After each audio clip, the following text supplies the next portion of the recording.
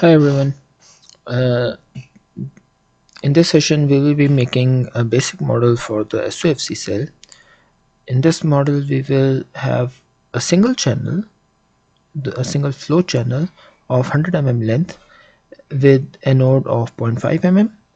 The cathode will be 50 microns and the flow channel width will be 1 mm with 0.5 mm thickness above the flow channel of the interconnect.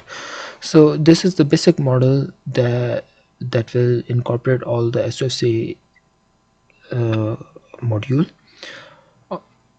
So this is the in this model we'll be following exactly all the tutorial file that we already covered in chapter 1. So this is the tutorial that we have already made for this session. We'll follow this tutorial that we have made for doing this session. We'll go start from the modeling in the space claim, and then using the Ansys mesh tool we will do the meshing. The meshing will be simple, but we will go through all the demonstration of for the meshing and create a final mesh. And after the meshing we will start defining the simulation, and in the simulation we'll go along and do all the simulation steps, define the physics, boundary conditions, and try to make a run with our own model starting from the scratch. So from this file, and most important, we will in addition to the tutorial given by Ansys, we will try to make the IV curve by adding all the files, or by adding all the details, by adding all the results into the Excel file. After getting all the files in the Excel file, we will make an IV characteristic curve for the fuel cell, and also make all the control plots as the post-processing results. With the vector plots, we will conclude this session afterwards. So let's begin by creating a basic model. So to start, we will set our working directory. I've already made my working directory. So today's model will be basic model 3. So to start it, we'll go to workbench and start the workbench.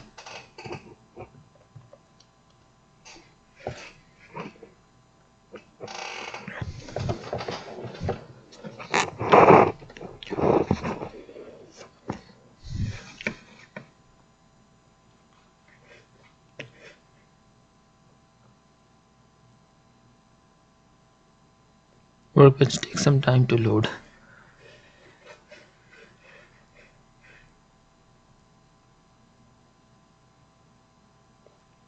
Okay.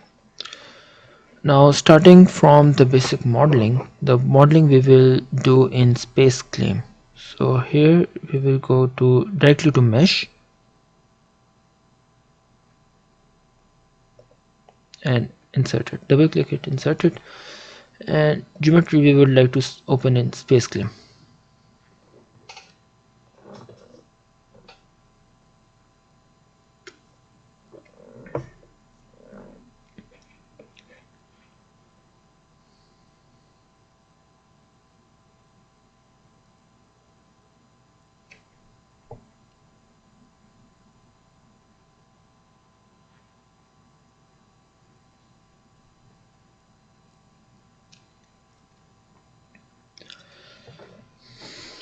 Now to begin with, the most important thing that it's not necessary but it's recommendation that our main flow axis should be the x-axis. That will not be possible in a cross flow fuel cell, but for this model, and this is not made according to that, but it will be recommended that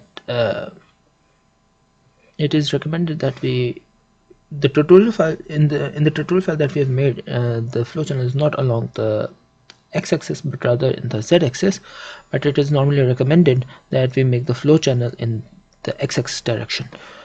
So to begin with, we will have to get a sketch plane in the YZ plane, but before starting anything we should save our model. So we should save as, this will be a project file, not the space claim, but save the project as, we will go back to the workbench window. In the workbench window we should save the project in our directory.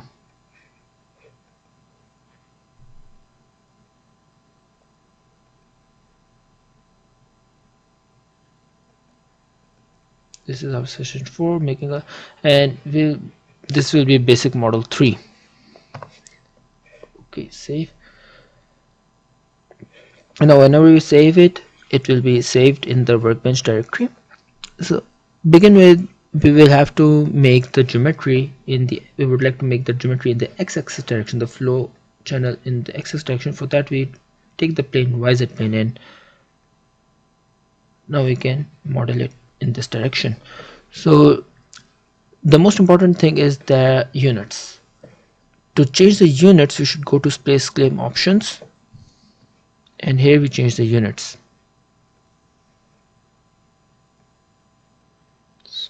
Millimeters, micrometers, and use tight tolerances.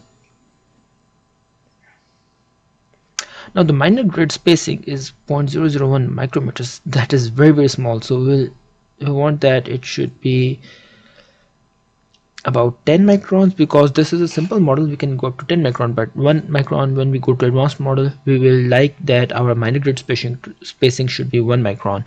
In this model, because the minimum thickness is 50 microns, that is of the cathode, so 10 micron spacing is good enough. So okay, and now we should start with the model. Sorry, okay, let's start with a sketch plane again. We want a sketch plane in YZ direction, and now we model it again, set it again in with the x-axis direction, and begin with, so our origin is at the electrolyte center, so on top will be the cathode and at the bottom will be the anode. So we can have any, right now just make any dimension, then we'll set it up. So it's better that we don't, well, that's a little better to get the dimensions at the start, but we can also add constraints. So now you see the top one is 360 micrometers, but the depth or the thickness is already set at 50 microns, and that's it. We should add symmetric constraint. To add the symmetric constraint, on the axis center, click, and now you see that this is symmetric about the axis, and now add the dimension. So this is 200 microns. 200 microns, you don't need 200 microns. Our length should be, value is not 200 microns. We can change the value to, the thickness is, so the anode thickness will, the thickness of the cell will be 2 mm, 1 mm will be the width, but this is in microns, so that makes it 2000 micrometers. So we change the value to 2000 micrometers. Now it is set at 2000 micrometers. Now the next rectangle we need at the same length and 2000 micrometers, but the anode thickness is 500 micrometers. So put a tab and you get 2000, enter. So this is our anode, this is our cathode on the top, at the bottom this is our anode, and now we want to make the flow channels. For the flow channel again, or the interconnect, let's go with the flow channel first.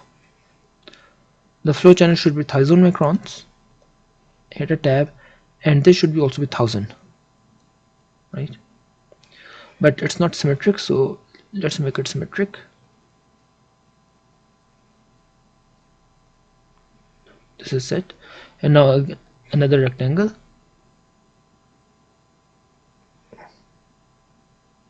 This is 1000, and this is again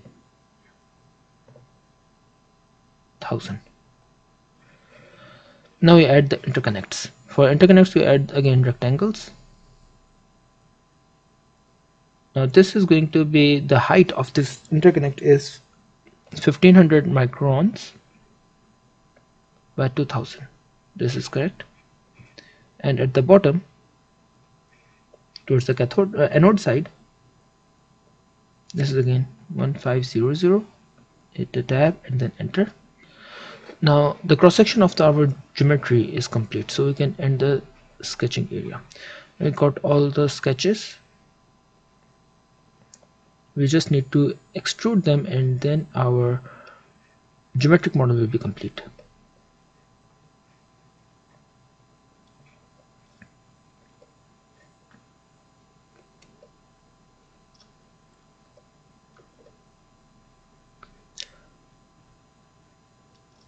Now let's extrude each one by one. So we can extrude them with no merge option. Definitely extrude with no merge option and one by one. Don't extrude all of them at the same time, that will cause problems. So this will be, because this is 100 mm multiplied by 1000, like 100,000, so the length is 100,000 in microns.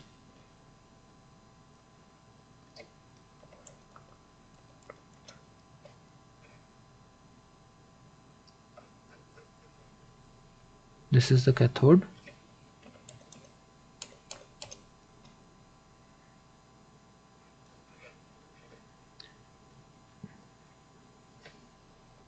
Hundred.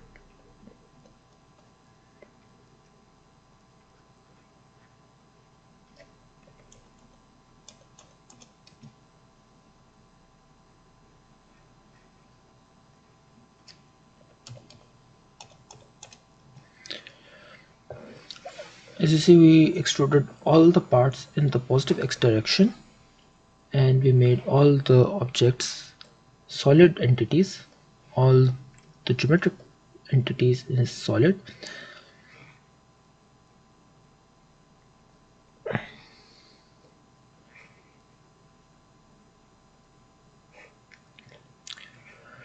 Now you see that our geometric modeling is complete. Now we want to prepare it for exporting it to the mesh. So we go to the workbench and share all the topologies. Now you see the coincidence tolerance is 0.2 mm. It should be very less compared to the minimum thickness of any entity we have modeled. So if we were modeling in millimeters, obviously it was going to be 0.2 or 0.1 mm. Now 0.1 mm corresponds to 100 microns. So our model will not be able to make a consistent topology sharing. For that, the best thing is to convert the units to micrometers. This is the best thing. And now we just check all the surfaces and share. Click OK, and all the entities, check them that all the pink edges, they are the shared topologies. This is very helpful because this is very necessary step, or the most important step, to get all these topologies correctly for the meshing tool. So we'll save it. You don't want to save, just save the project. We'll save it in the project. If we save it, it will be a separate file for the space claim. Now we can close the space claim. Now to the mesh, we will go edit the mesh and start making the mesh.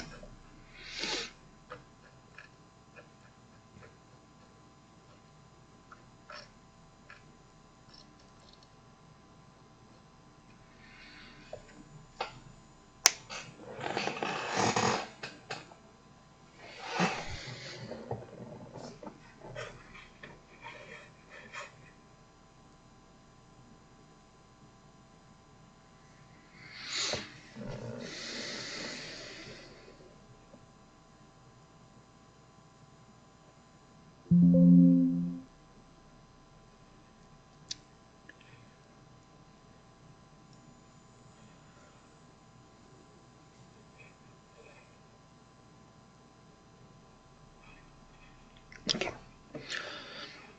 Now you see we got our geometry into the meshing module, and check the units. They make proper sense, because if the length is 100 mm, so this mesh length is 30 mm. Yeah. And okay, to start with, we want that we need to define the mesh, if it is going to be mechanical or CFD. So we will select the first thing. We should define it for CFD, and the default element size is, we will give it 0.1 mm. Okay, and this is for Fluent, that's okay. Sizing we already set at 0.1 mm. This is the default element size. Okay, that's all, everything is okay for here. But for every other thing we need to set them which entity is a fluid region or a solid region. Before that we should rename all the components. Now we could have done it in the geometry also, but it's okay, we can rename everything over here. So we'll begin with the cathode and all the entities over here. So where's the cathode? You see this? Okay, we'll rename this with the cathode. This is cathode, this is anode. Now this is interconnect cathode, renamed it to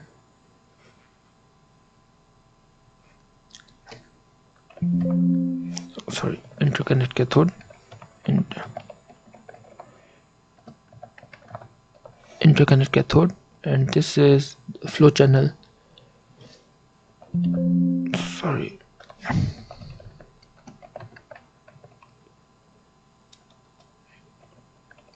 flow channel. We can directly write flow channel cathode, we can give any name to it, flow channel, but so that we don't get confused I will write everything, because there will be, the material will be air inside, the flow channel air, cathode, so that it's just better for me. And like same wise, flow channel fuel anode. Obviously the fuel is going towards the anode side, but just for making things more clear for me. And this is interconnect anode.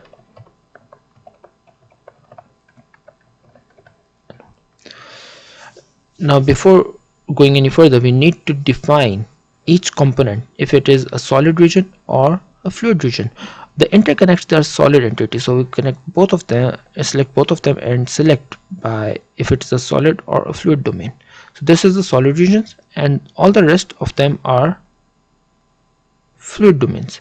So now after defining them to be fluid, now we can start with the actual meshing. To start with the meshing, before starting the meshing, there is one more thing that we need to do. We need to define the named selections. When we export this mesh to Fluent, it should have the names for inlet, outlet, and all the surfaces that are required to us.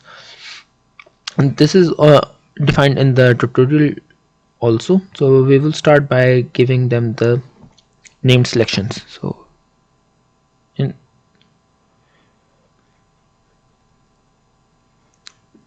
can select everything and select create named selection.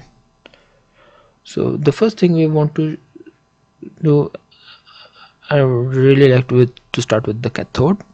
It makes it easy, or anode for this time. Create named selection anode. So this is my anode, and now in the named selections you'll see that you get a named selection named anode. You see, now this is the anode. Now this similarly with cathode.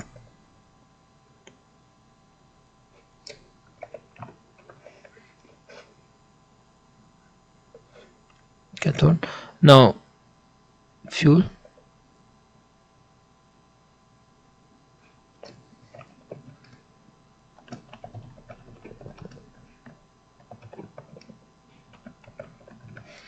This is a flow channel for the fuel at the anode side, and now again for air or the cathode side.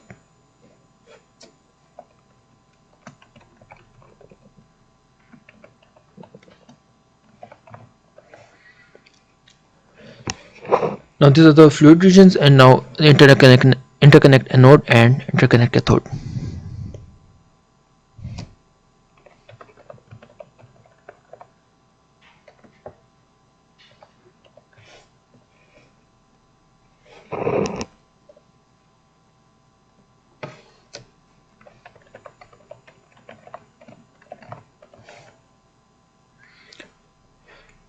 Now after these named selections, we want to specify the most important thing is specifying the electrolyte.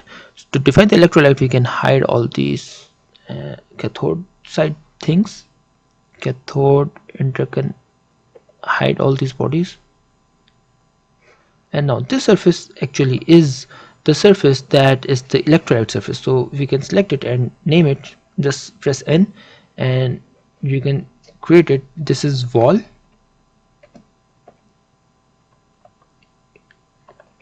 To specify wall is very important, because if you don't specify the wall, the Fluent will not know what type of boundary it is. So it will normally it will put it into the interior. We can, yes, we can change, even if it put us define the surface as an interior, we can change it afterwards in the Fluent also, but it is better to define it as a wall over here. Wall electrolyte, and because it is part of anode right now, we're selecting it from the anode side. Let's just name it with wall electrolyte anode. The Fluent will select this surface and put it with cathode or anode. We'll have to check it over there. Okay, now it created a wall selection of wall electrolyte anode. And the next important things are the inlet, outlet, the voltage tab, and the current tab. These are the most important surfaces that we should define here now. So let's show all bodies, and now we will define which is which surface. So first we will select the inlets and outlets, and because this will be a counter flow, so, and we extruded this in the positive x direction, let's make that the fuel flows in the positive x direction and the oxygen or the air flows in the negative x direction. To set that, now we know that at the bottom this is the anode,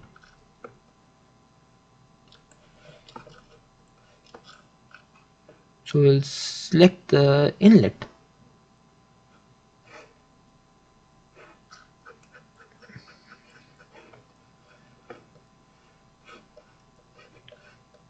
So this is the inlet of fuel. So select this, press N, select it as a surface.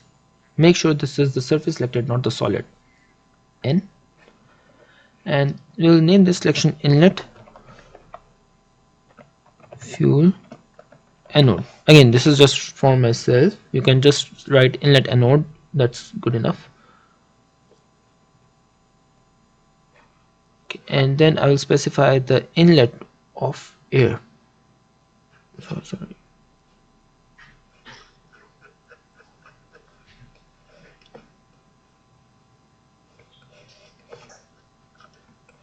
Since air is at the opposite direction and towards the cathode side, so we'll name it inlet air cathode. Okay, now the outlet of fuel is over here, so we'll just name it outlet fuel anode. Okay, and at the opposite side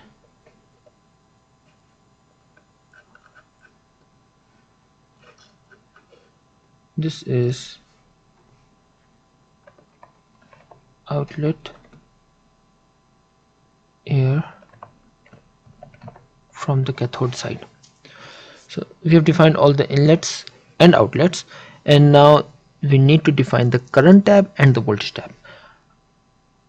It is important that according to the convention, voltage tab is always towards the anode side, irrespective of the physics, be it PMFC or any other fuel cell.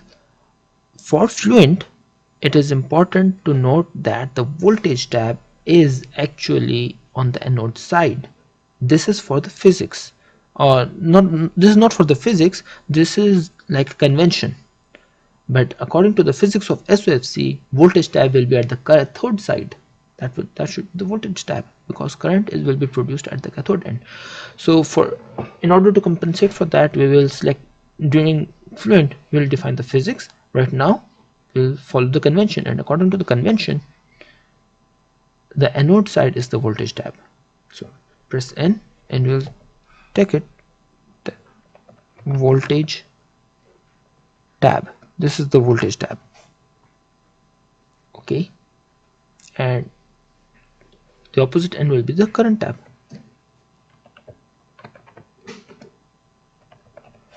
Current tab. Now with this we have defined all the surfaces, the components and surfaces. It is important to check that there's no repair overlap named selection. So we haven't renamed single surfaces multiple by one. Okay, so it confirms that.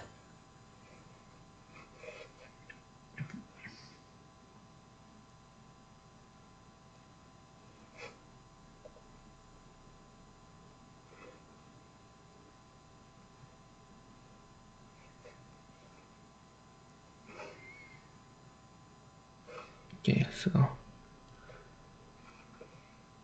it was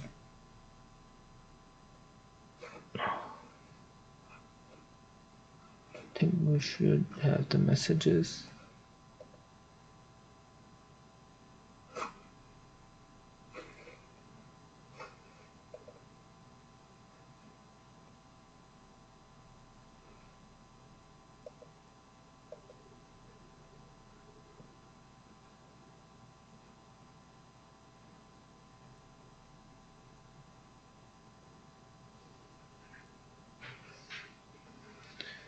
Have to have the messages. We should display the messages also.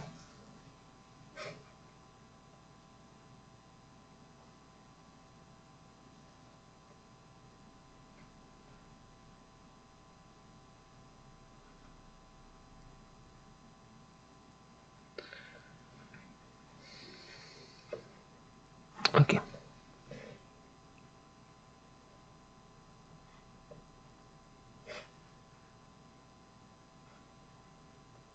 Yeah. Message pane. Again, I get the message pane and selection.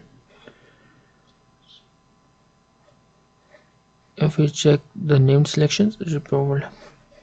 Okay, so if there is any error, it will highlight it over here that we have selected any surface or component twice, given a name to multiple items, a single name, or to multiple items. Sorry, multiple names to a single entity. So you can hide it. Okay. So with this we can now move on towards the meshing, and for meshing we need to add the method for mesh. So we will go and insert method,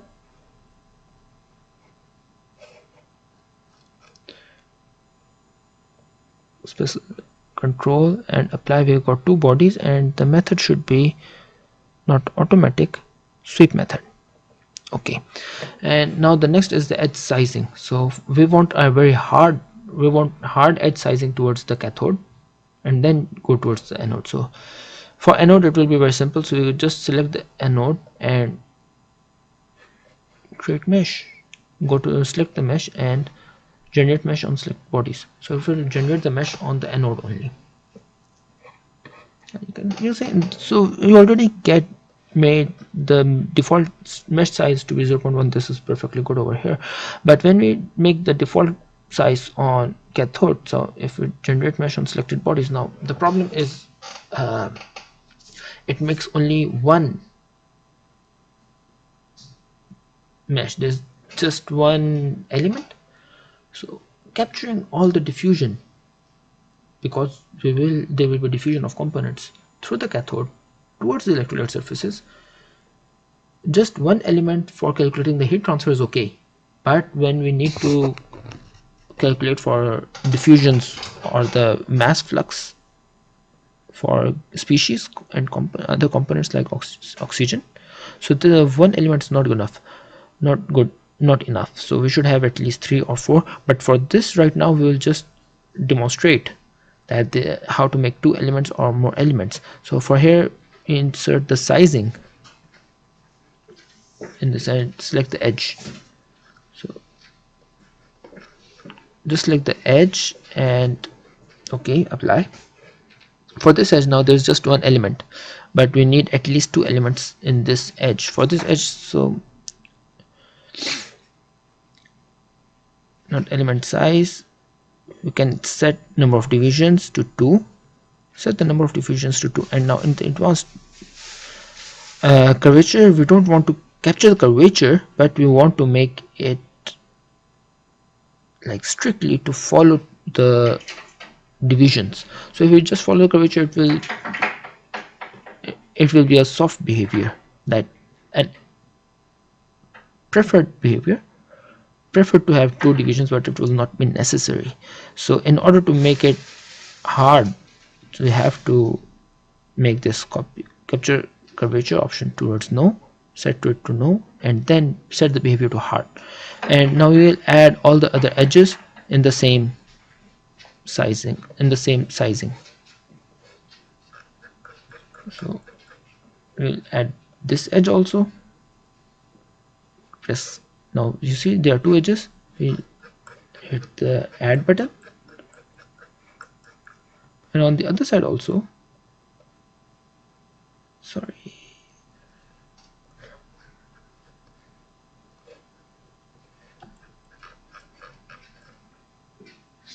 select this edge, plus add, select this edge and add. Now if we go to cathode and select this entity, and it should be in the mesh, generate mesh and selected body. So on the anode, now you see the cathode, it divided it into 2 blocks, but it's still not very good. You see that it did divided it, but there's deviation coming, so we want to remove that deviation. In order to do that, how can we do that for this? But this is hard setting, so all the others we will need to set it to 0.1 mm, the edge length to be 0.1. so this could be better.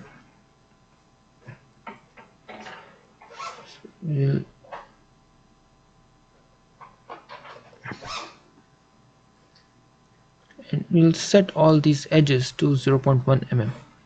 We'll insert another sizing,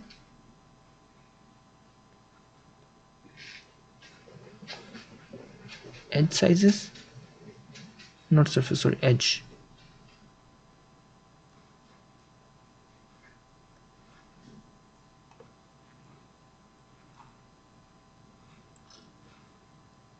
Again, copy curvature, no, and we will set the behavior to hard.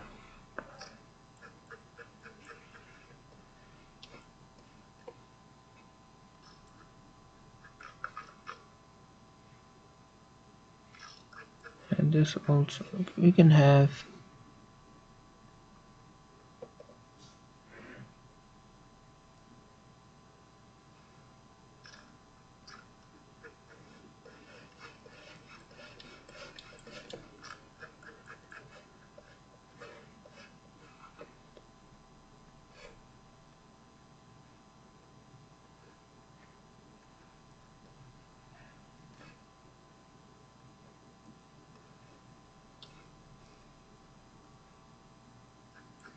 except for the thickness, we have selected all other edges, set it to hard behavior,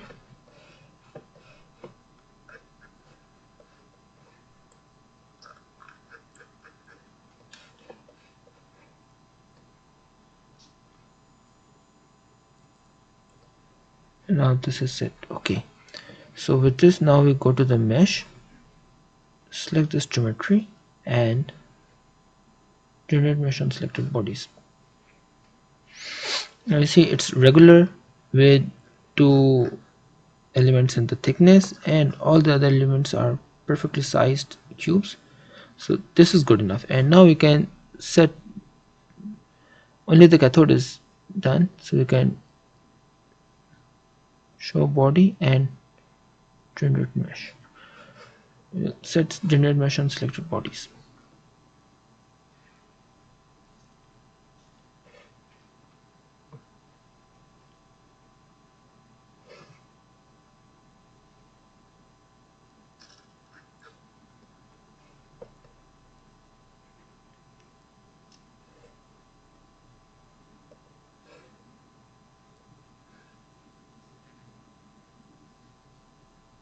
the mesh is updated. So you can see this is meshed, the tick and crossed, there's no obsolete mesh. So this is perfect now. The anode and cathode is perfect. So these are the layers that we added the method. And so let's go, sorry.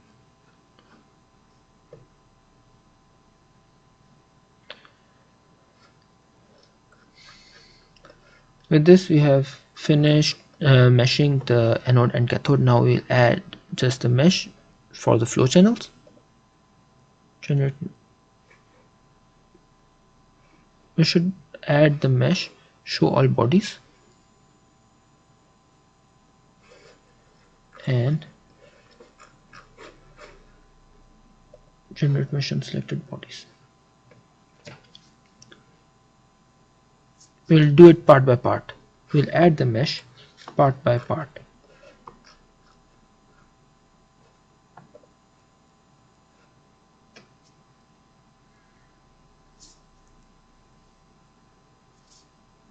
There.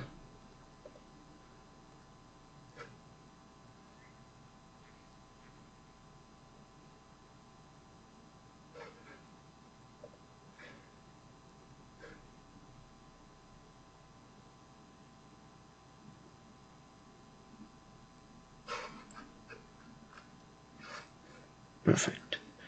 Now you see we have obtained a very beautiful mesh for the cell. This is structured perfectly. We can get the statistics of the mesh over here. See, this is almost 7.4 million elements. Sorry, 740,000 elements. So the number of elements is important. So if this was not structured mesh, the element size would have been way high than this. So this is a very good mesh. 740 element mesh is very good, and we can solve it now. So we just need to save it. Let's save the project, and with this we can now close the mesh.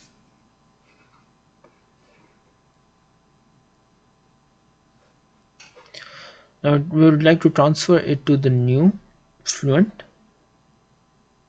and now you see it requires to be updated. This update will actually check if this mesh is consistent with the Fluent environment, and if it is consistent, it will transfer it to the Fluent environment. So we will update it, and if it becomes a tick, that means everything is okay and we can start with the Fluent.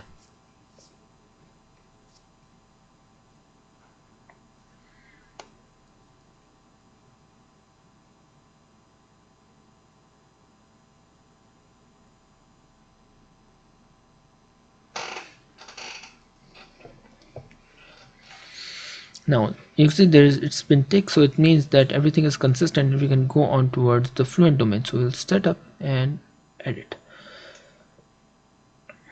Okay, let's set the double precision, and 4 CPUs. We'll require 4 CPUs for doing it. Parallel, yeah, MPA default, and the general options display mesh after reading. Okay, start. Once we set these options, it will not be shown again when you want to edit it.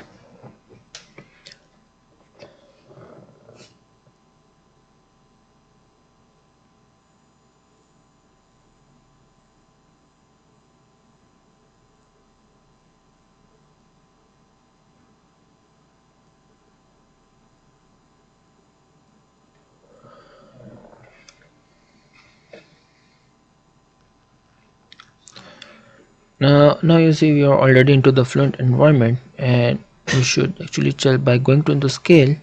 We can check the dimensions. See, so this is perfect. Everything shows perfect dimensions which we intended, and we can close it. And we can check the mesh also.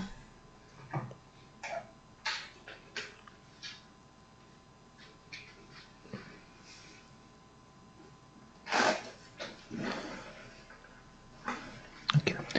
Now to start from it, we first want to display so that the surface, all the surfaces can be easily identified.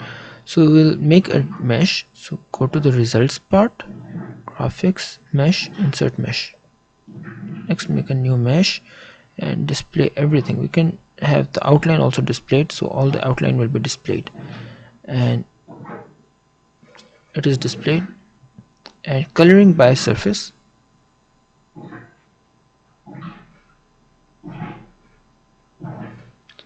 all surfaces are colored separately. This gives a better picture of our model. Select the surfaces and close. So this is the outline of our model. We can also see the inner colorings. So if you go to view, options, and outer face colorings, apply. So this is, we can see the interior of the meshes, but this was rather helpful for the tubular SOFC, but this I think we can skip it. Apply. And now we want like to partition our mesh. So let's go to parallel and partition load balance. The plus smoothing, Matisse method, and that's okay. Cutoff ratio 5. Partition it. And if we click use stored partitions, it will store it for next all the solutions. So we can close it.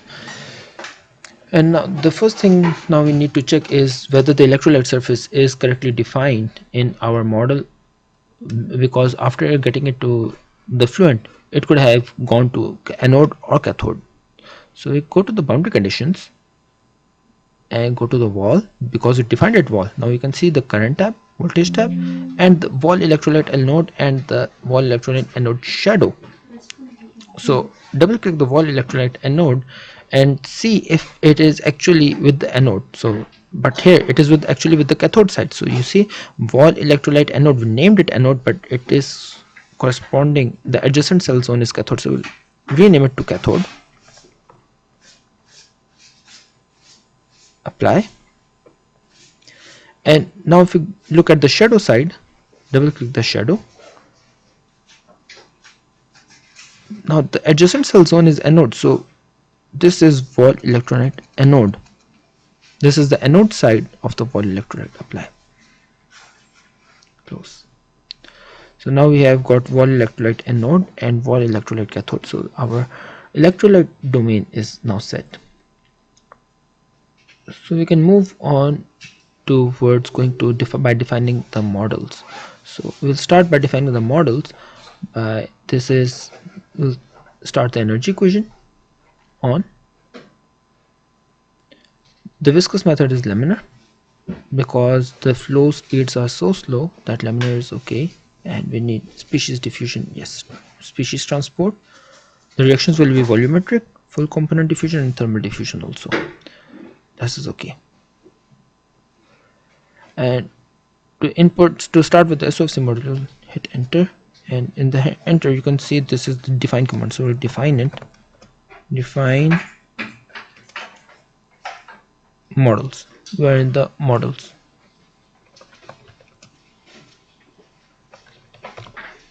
Add on module, and our required module is SOFC with unresolved electrolyte. So give it 4, and now it will load the SOFC module. So now we can see the SOFC module, and we can start by inputting the SOFC module. Double click this, enable the SOFC module, and we will start with this now. So the initial model parameters, the first is the electrolyte thickness. So if we can assume the electrolyte is 10 microns, which can be low to 5 micron also. So right now the electrolyte thickness, it is 4 exponent minus 5, that means it is 40 microns. So we'll give it 10 exponent minus 6, 10 microns, and resistivity is 0.5. We would like for the first analysis, we would like that the current rating is as low as possible. So we'll give it 0.01 ampere or 0.1 ampere, but it is important to note that the current under relaxation factor should be 0.2 or less. Yeah, 0. According to the tutorial, it was defined from 0 to 0.2 to 2, 0.3, but 0.2 is better for at least for the first one. Afterwards we'll increase it to 0.3. so apply it and go to the electrochemistry. For the electrochemistry part now, all these values comes from the 0D model, and we'll just put in the values that we have calculated previously. 2740, and the cathode current density. Note that these values will be different for the tubular SOFC and for the planar SOFC. So these values are solved for the planar SOFC, and concentration exponents will give 1, 1, and O2 exponent 0.5, 0.25. This also corresponds from the, these are the exponents in the equations for the concentrations. Apply. So here we define the electrolyte and porous zones. So the electrolyte is the anode electrolyte. We define wall electrolyte anode, wall electrolyte cathode, and the porous zones, tortuosity zones and values. Tortuosity. The tortuosity for both is 6. Apply. Now then, next is the electric field or the conducting zones. So anode is conducting, cathode is conducting, and the interconnects. These are the only 4 values that are conducting. So anode is 71503. This is actually 7.15 exponent 6. For the cathode is 1 exponent 4. The interconnect values are 1.82 exponent 6, 1.82 exponent 6. So these are the interconnect values for the conductivities. Now the resistance, the contact surfaces, the resistance between is mainly between the anode and the interconnect. So but we'll keep the resistance value for 0 for now, but just to define, to demonstrate where there is actually contact resistance available. So that is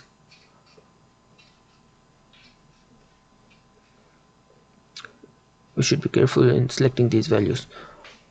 Not the contact resistance is between the anode and the interconnect, and just not between the flow channel, anode and the interconnect, wall, anode, interconnect, anode.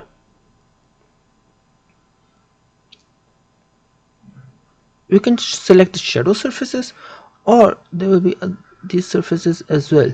Don't select both of them. Wall, anode, interconnect, anode, wall, anode, interconnect, cathode. So now you see there are 4 surfaces: wall, anode, interconnect, anode, and wall between cathode and interconnect, cathode. So we should, although it is 0, but if we need to input any value, we should give either in this or its shadow, but not both. So right now we'll just uncheck the shadow surfaces and keep the resistance to 0. And now the voltage tab surface, we already defined it while we were meshing, the voltage tab and the current tab. So now, okay. Now for as long as the SOFC module is concerned, this is solved, and now we'll go to defining and assigning the materials. So now we go to the materials. The models are solved, and SOFC mixture, the fluid material is defined automatically when we define the SOFC module, but the solid components of anode, cathode, and the collectors, they need to be defined. So for the anode, we'll give anode default and give the properties as density is 763, CP 450, and a heat thermal conductivity of 11. Cathode default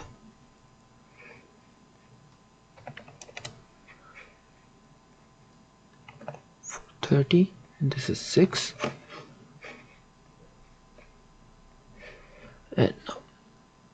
we can have a single material or for collector. The interconnects are both the same. Anode collector.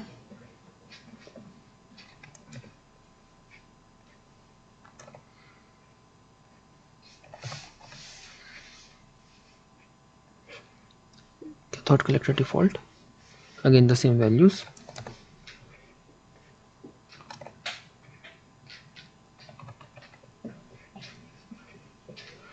So now we have defined the material properties but not assigned the material.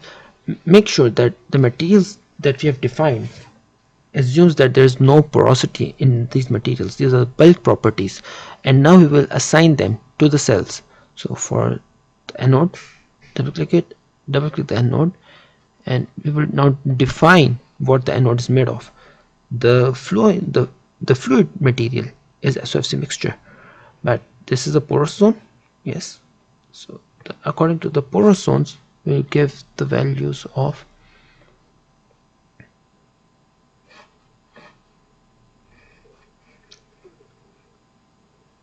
inverse viscosity 1.85 exponent 14,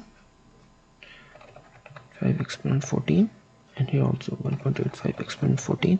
That the resistance in all these directions is 1.85 exponent 14. The fluid porosity is 0.3, and it is made up of anode default material. We will not be going towards direction. This will be discuss this in the advanced modeling.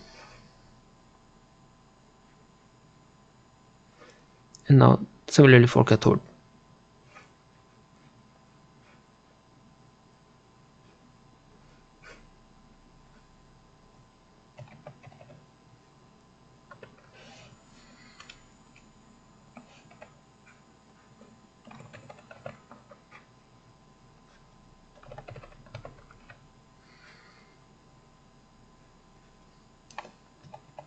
And it's made up of cathode default. Apply. Now the flow channels, we don't have anything over here. It's not non-porous. This is that's all. Don't need to define anything in the flow for the flow channels. But for the solids, there's no porosity. We just define that it's made up of the cathode collector default, anode collector default, although they're the same. And this is made up of cathode collector default. Now we have defined the materials to the cells. Now we need to, the next step is to define the boundary conditions. So the boundary conditions, will go onto the boundary conditions and define the inlets and outlets. For the inlet, make sure that we are in the type of mass flow, not velocity, mass flow inlet. Inlet air cathode. For the inlet air cathode, so we go to the inlet air cathode.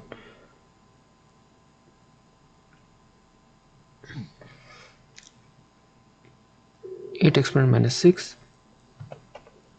kilograms per second, thermal 973 Kelvin, and species, the O2 is 0.23, 0.21 if we specify in moles. So if you're specifying in moles, thermal 973, it applied, yeah, okay. And now inlet fuel anode. For the anode, again, this is velocity. No, we want to just define it as mass flow inlet,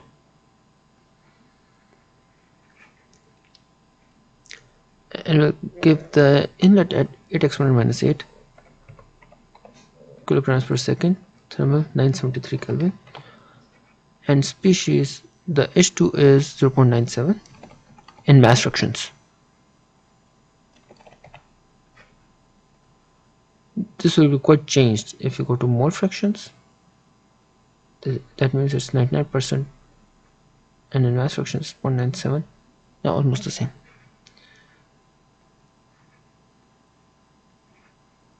Close. So we have defined the inlets and the outlets. Outlets are pretty simple, that we'll just define them to prevent the outflow. It doesn't matter what type, because we want it to we want this so that there's no reverse flows.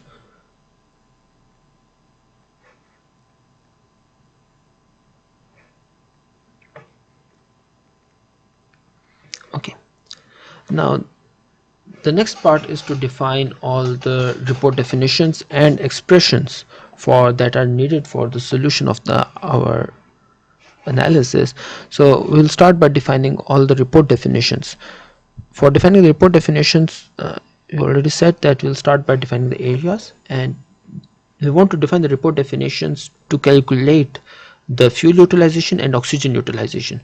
So for that reason, we'll go to the report definitions and select new surface report area weighted average, and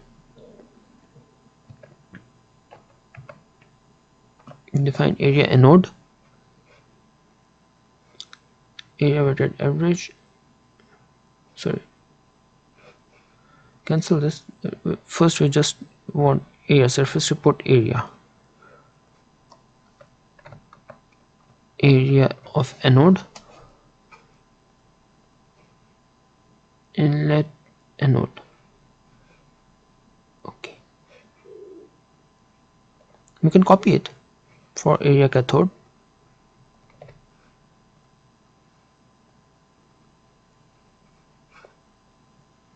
Okay, now after the areas we have velocities.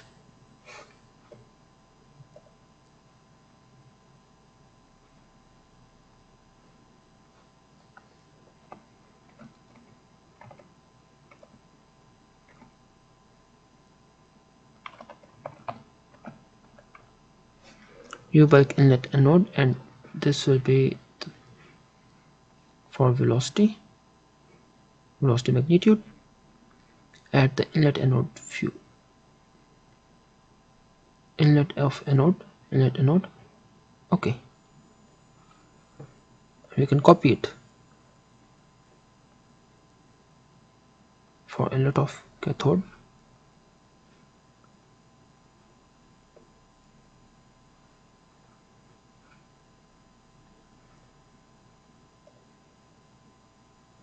I can copy it for outlet.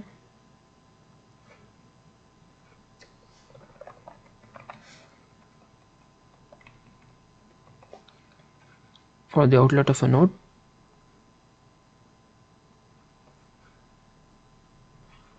and now we can copy it again for the cathode.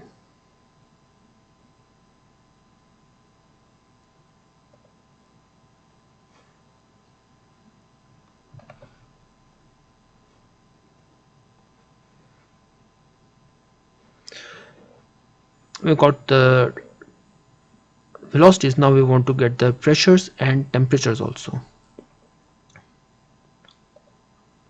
New surface report P absolute, P inlet anode,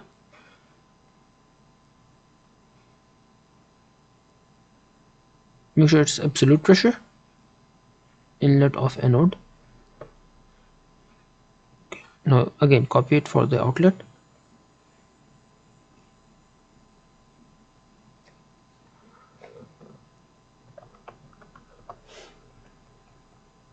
Outlet of anode,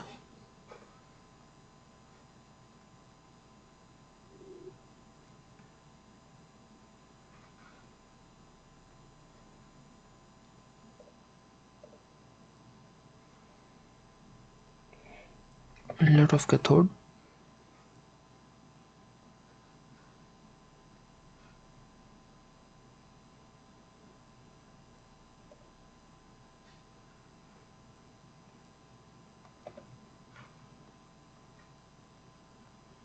outlet cathode. So we have got 4 pressures now: inlet anode, outlet anode, inlet cathode, outlet cathode. And now we'll go to temperatures. New surface report area weighted average, T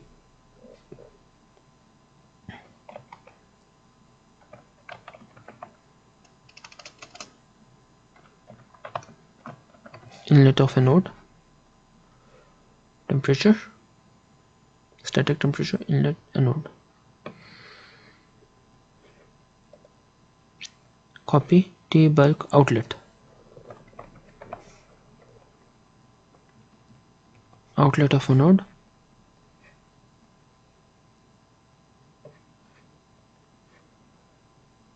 Again, copy it for the cathode.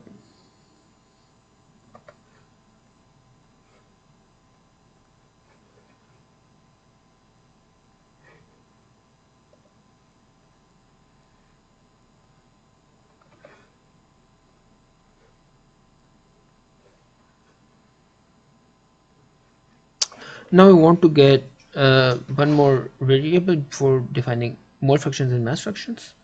So we'll define the density of the bulk density of the fluid also at inlet and outlets. So define new surface report area weighted average.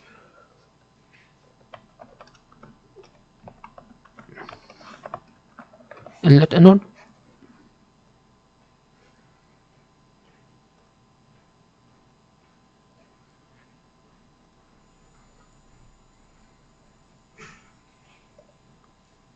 Copy it for the outlet.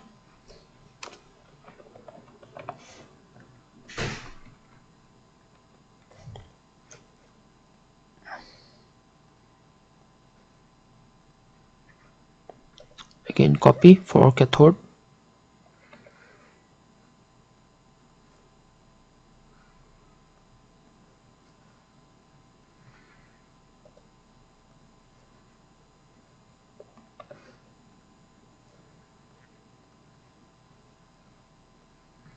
Okay, now we defined for row inlet anode, outlet anode, inlet cathode, outlet cathode.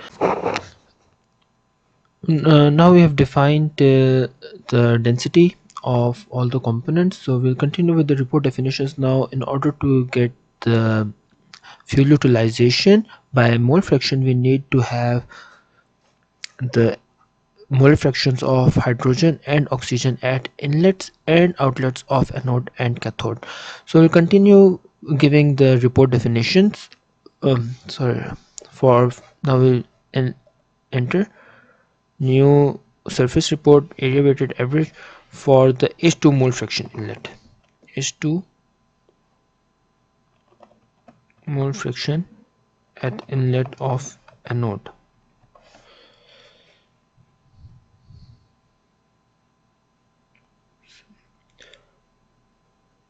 Make sure that you select the proper variable, that is the mole fraction of H2, mole fraction of H2 and inlet of anode. Okay, now we can copy it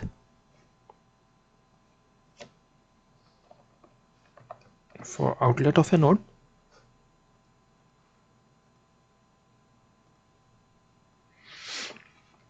Now we can copy it again for the oxygen, but at the cathode side. So we will edit it then. Afterwards, O2 mole fraction inlet of cathode.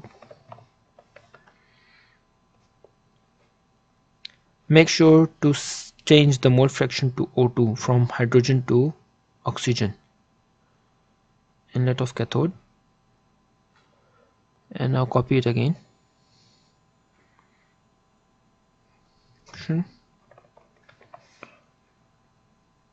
Outlet of cathode.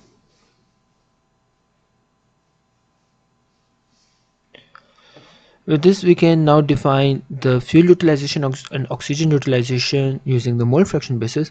Now to get the mass fraction basis, we need to add the mass fraction also, hydrogen or oxygen mass fractions also. New surface report area weighted average.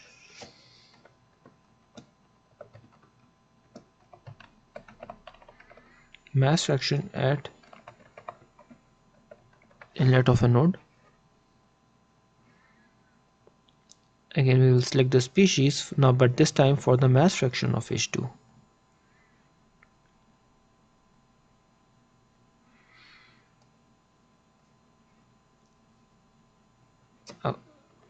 Likewise for outlet of anode.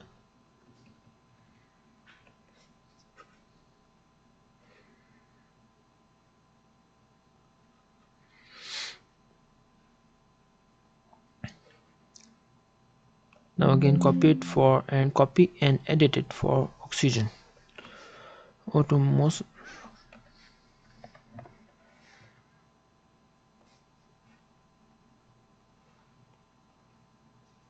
mass fraction of oxygen,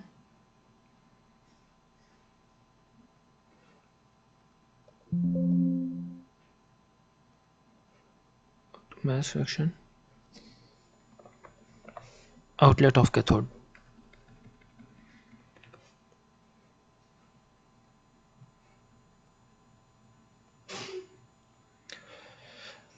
Now we can go on and give the expressions for fuel utilization. First, we will only give the fuel utilization by mole basis. Using the same phenomena, we can give the definitions or the expressions for mass fraction basis. Right now, we'll only give the mole fraction basis. So let's give new and fuel utilization. Fuel utilization mole fraction basis, mole percentage. So now, in order to give it, we just need to apply the formula PV is equal to nRT and make the n the subject. We will get PV over RT, and the V is transformed to volumetric flow rate. The volume is transformed to volumetric flow rate, and the partial pressure is actually the total pressure multiplied by the mole fraction. So this we have already explained in the previous sessions. So we will directly start giving the formula for that is U bulk inlet anode, UA area anode. So this is the volumetric flow rate multiplied by the total pressure, P absolute of inlet anode multiplied by the mole fraction, H2 mole fraction inlet of anode, and divided by the temperature. It's actually over RT, but R is common throughout the formula, so R is cancelled. Inlet anode. So now this is the number of moles at the inlet divided by minus U bulk outlet anode multiplied by area of anode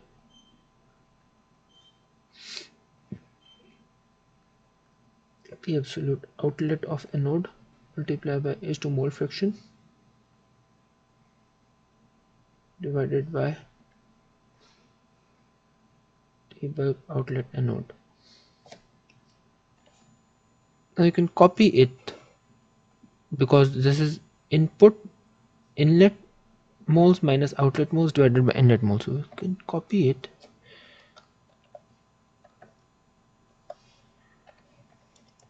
Okay, so this is the fuel utilization mole percentage, and now similarly we'll give the oxygen utilization mole percentage base.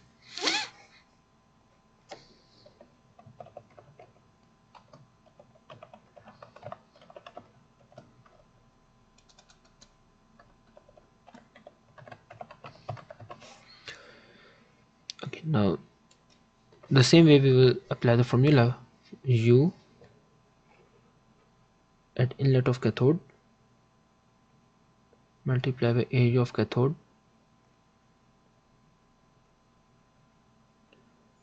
P absolute inlet of cathode O2 mole fraction inlet of cathode divided by T bulk inlet of cathode minus U outlet cathode multiply by area of cathode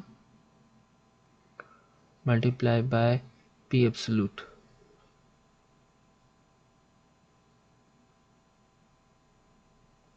multiply by O2 mole fraction divided by T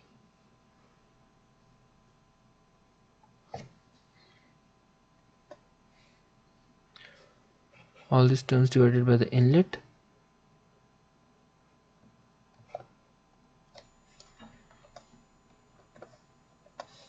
multiply by 100. Okay, now we have got fuel utilization and oxygen utilization using mole percentage.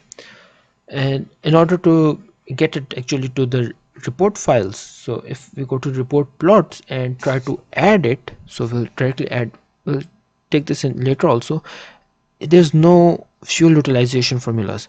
So to get them to the report plots, we need to first define them in the report definitions file. So you can see there's no mole percentage, fuel utilization and oxygen utilization mole percentage base. So we'll add them in the report definitions by new expressions. So and the expression is fuel utilization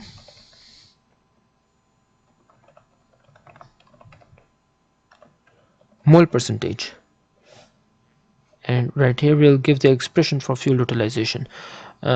Just uncheck both of them and okay. Likewise, now we can give for oxygen utilization new expression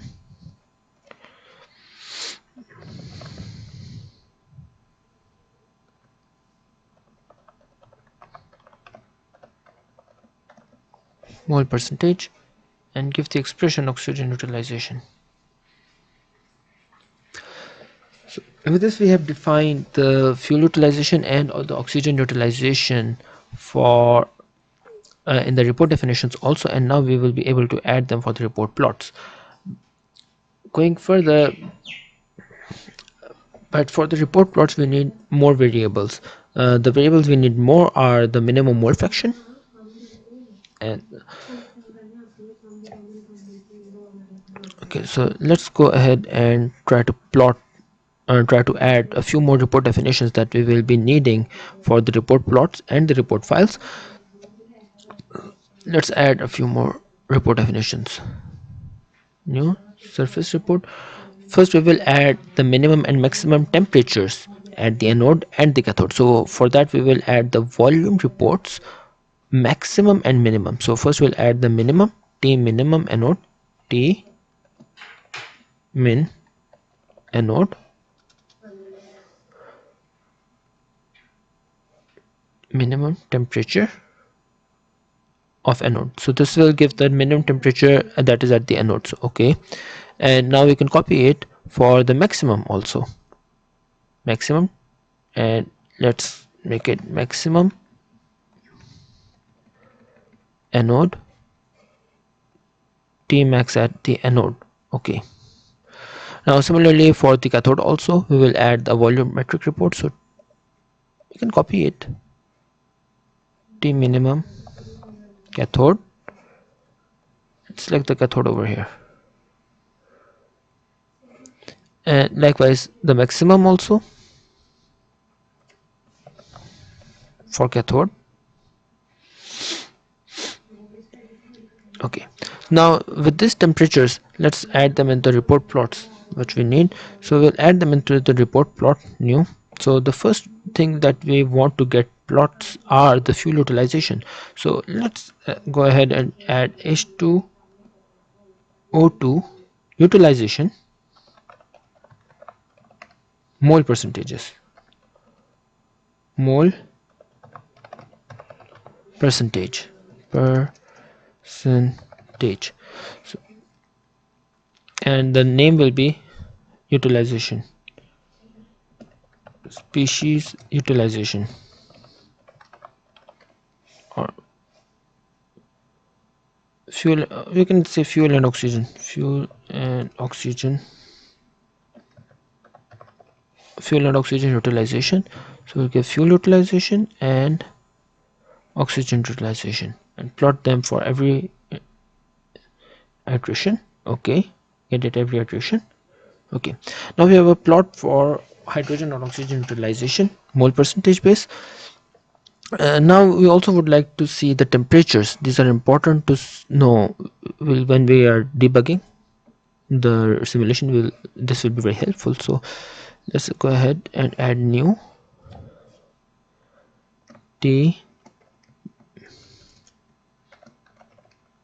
min max, and here let's min and max temperatures. So go ahead and add all the 4 temperatures that we just gave, minimum and maximum for anode and cathode. Okay, Now the next very important thing is the cell currents and cell voltage and the minimum mole fractions that are available at the electrolyte. But the minimum mole fractions that are available at the electrolyte, we still need to define them for the report definitions, as well as the cell currents and the cell voltage. So if we go ahead and define the minimum mole fractions, new surface report. There are two ways for defining the minimum mole fraction. So well, normally should be the actual way is to get the facet minimum. So we'll get the facet minimum, so and give H2 min mole fraction at the electrolyte surface, at the electrolyte. So we'll go ahead and select the species for mole fraction of H2, and we'll select the anode side of the electrolyte.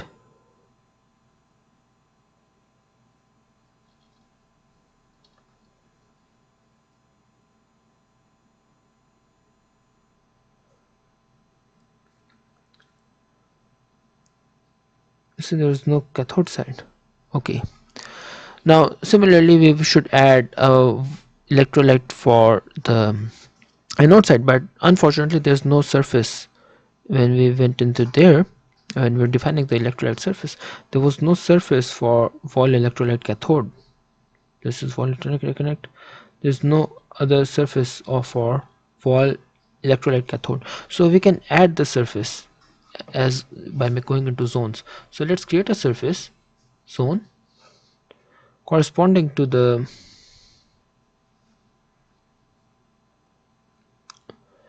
wall electrolyte cathode. Create, and it actually named it zone surface 22, so we can rename it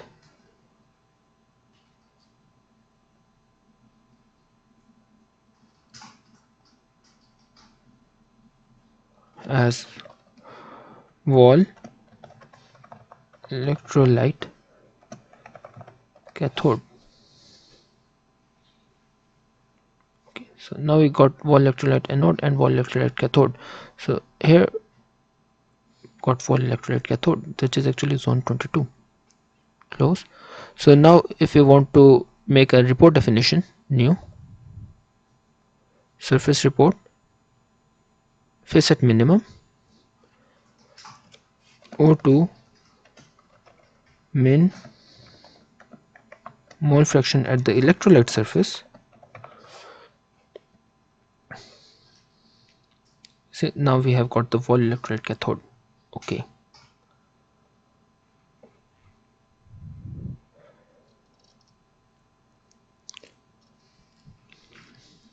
Here in the walls we can recheck. It is better to recheck what we made the surface is. So this was 22. There's no additional zone surface. We renamed it to wall electrolyte cathode, so that's okay. So now we get the minimum mole fraction. There's another way to define. We can have the minimum, the volumetric minimum. So since the anode is interacting with the electrolyte, so they have a common surface, so we can actually also give new surface report facet minimum, but this time we will select the anode from the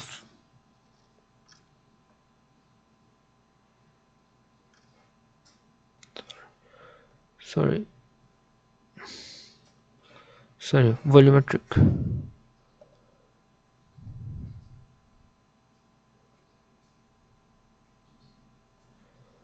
minimum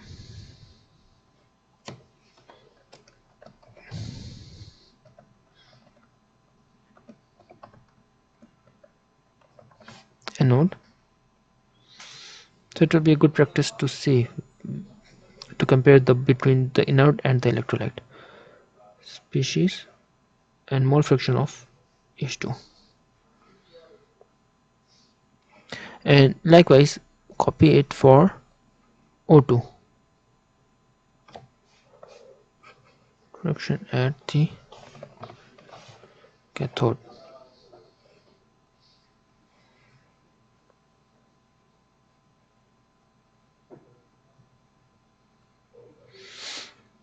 Okay. Now these are the minimum mole fractions for hydrogen and oxygen. We'll directly add them into the report plots. New.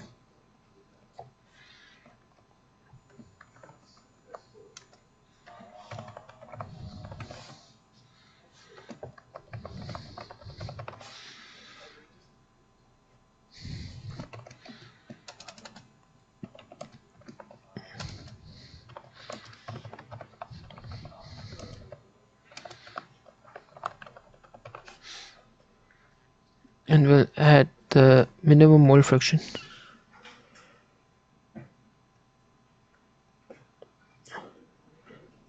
H2 minimum mole fraction and O2 minimum mole fractions.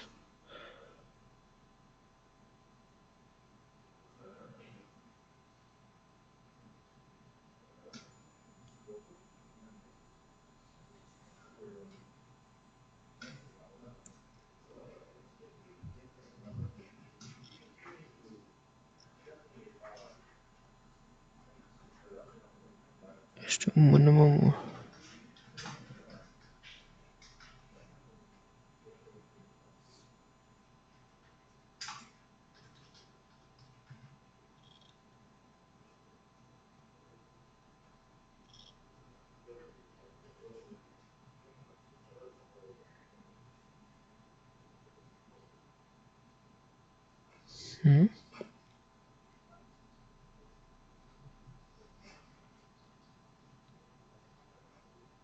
Sorry, this is species. Make sure that we have everything correct. Mole fraction of O2. This should be mole fraction of H2. This should be mole fraction of O2. Again, this should be mole fraction of H2. And this should be mole fraction of O2. So only then it will give the proper reports.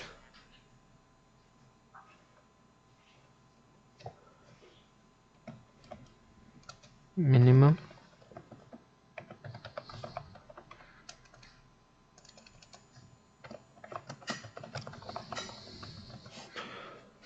electrolyte and minimum mole fractions at the electrolyte. And we'll add H2 minimum mole fraction at the electrolyte and the O2 minimum mole fraction at the electrolyte.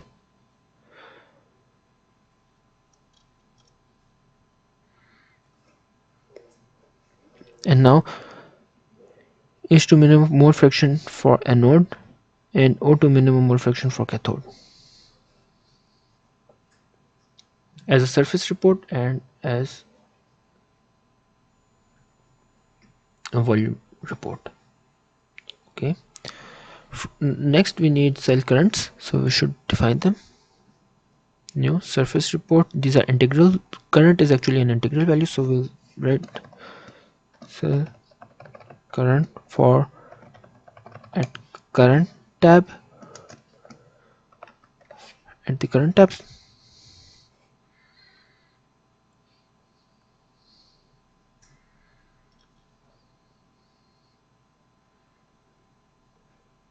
So the intensity is the magnitude of the current density.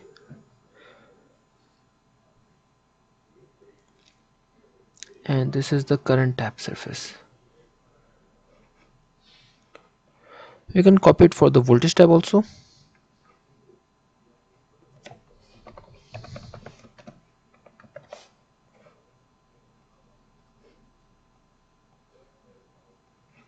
Now with the cell currents, now we need the voltage, so we'll define new surface report average. This is cell voltage, and this is actually used to define scalar electric voltage, and this is at the current tab. According to the physics, now for the SOFC module we'll need to select the current tab, and for the PMFC module we'll actually select the voltage tab. Now we'll add them into the report plots. So let's add new cell currents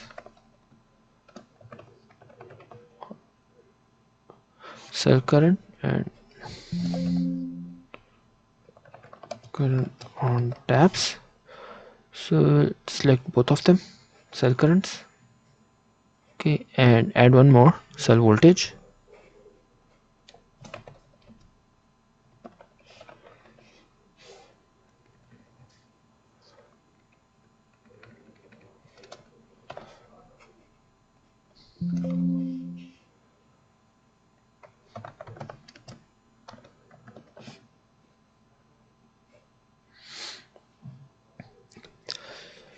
Now we add report files. So this is important that we add, because if when we need to make the characteristic curve, this is very helpful in getting the report files. So first we will arrange them according to the, because we first intend to make the IV. So the first thing we'll add is the currents and then the voltage. So this will help in making the IV characteristic curve. And now we will add additional variables for oxygen utilization and fuel utilization and oxygen utilization, minimum mole fractions. So before that we should add the temperatures. They are more important, minimum and maximum temperatures. We should also add now the minimum mole fraction that is available at the electrolyte. We can add the anode and cathode also. Minimum mole fraction at anode and the oxygen minimum mole fraction at the cathode.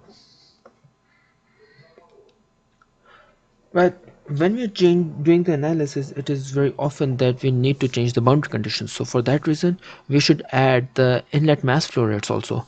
But to add them over here, let's click OK. But to add them over here, we need to first define them in the report definition. So we'll add them into the report definition as surface report mass flow rate. So here,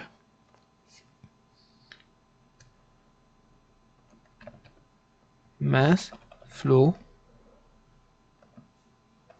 of fuel, we can directly write mass flow inlet anode. At the inlet anode, total mass flow at the inlet anode, so we'll define as the mass flow rate at the inlet of anode, and likewise mass flow at the inlet of cathode. So we can copy it, mass flow at the inlet of cathode. Okay, with this we can now add them into the report definition also, report files also. So we just need to edit it and add the mass flows, mass flow of anode and cathode. Okay, now we have set the report files and everything. So now we can start with the simulation and try to set it. So we'll go to the solution and initialize it with standard initialization. Let's initialize it.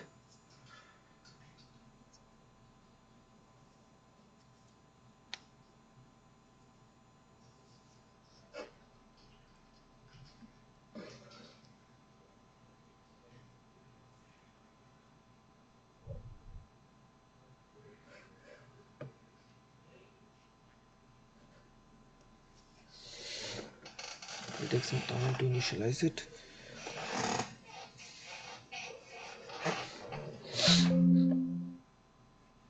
Okay, now let's try to give some iterations to it. 50 iterations seems to be good enough, and let's calculate.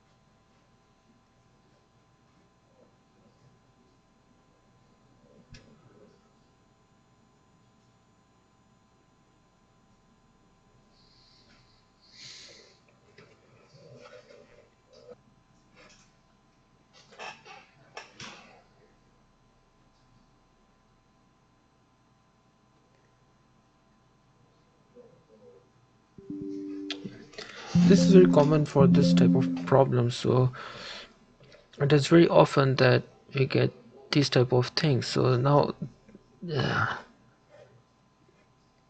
let's redraw the mesh.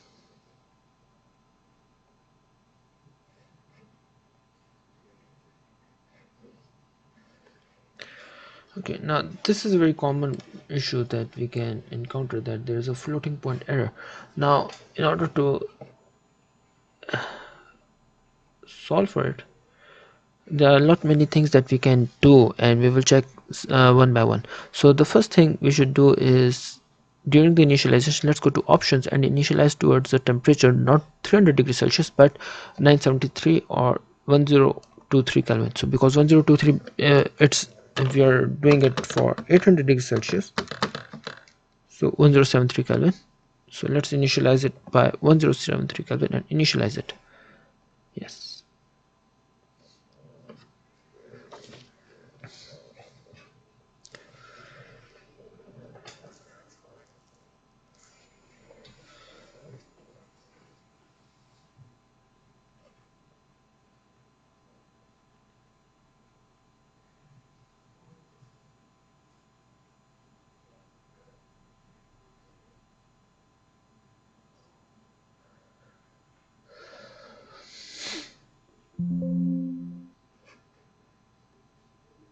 Let's calculate it.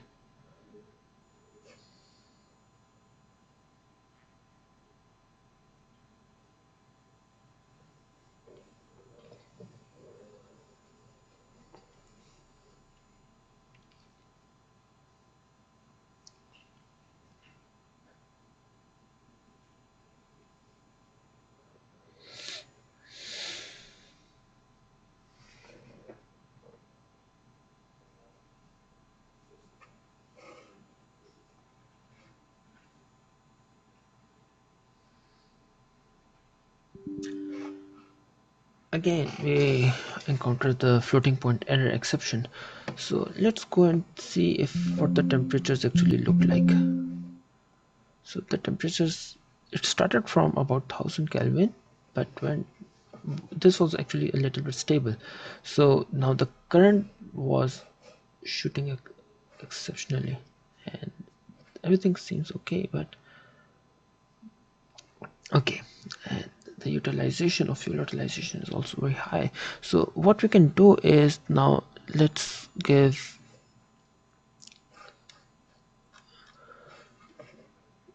the, let's go back to the SOFC electrolyte module, and we have already given a current under relaxation factor of 0.2.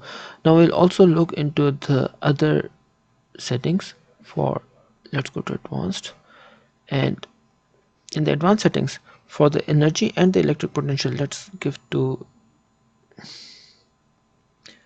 BC stab BCG stab, and okay. And for the momentum, we would like to have an under relaxation factor for the momentum also. So controls, so the pressure and momentum is actually 0.7, so let's move it to 0.3. so this is the under relaxation factor that we would like to have for momentum. Pressure is the continuity, and this is the momentum, and let's initialize again.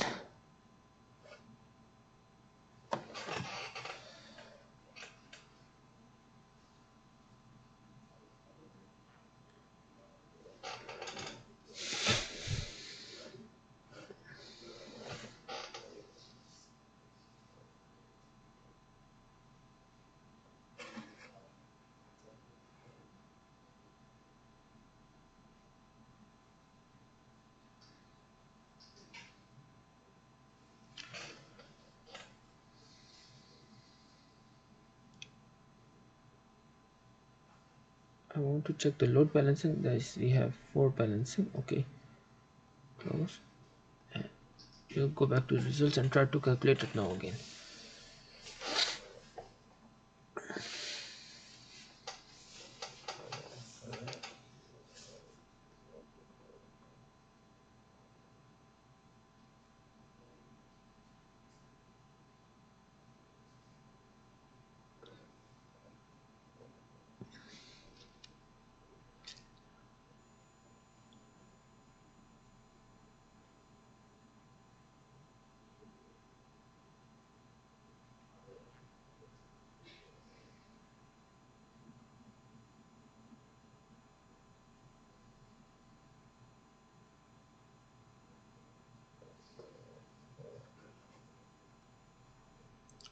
This time it's much better because you're getting a floating point exception at 3 iterations.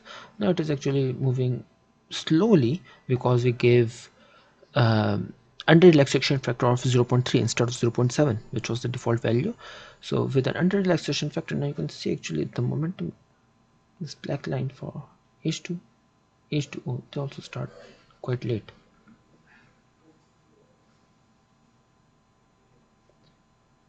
Okay, yeah. So the initial settings, now we can see this huge jump between the utilization. So because the utilization was so high, it was generating an exceptionally high temperature, but now it will start to linearize because that is the reason of giving a very low under relaxation factor. So till now it's going smoothly.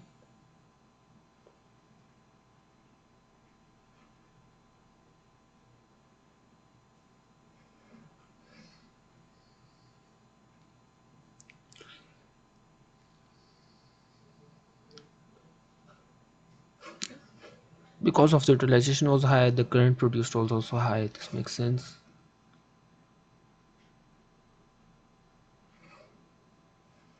Very much near about 1.2 volts.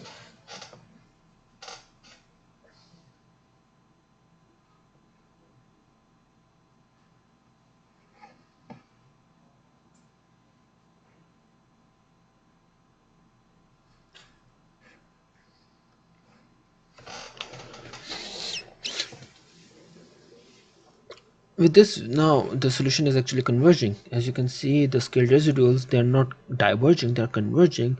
So by using these under relaxation factors, temperature, and also the in the advanced controls we gave BCG stab for momentum, so we can actually start converging our solution.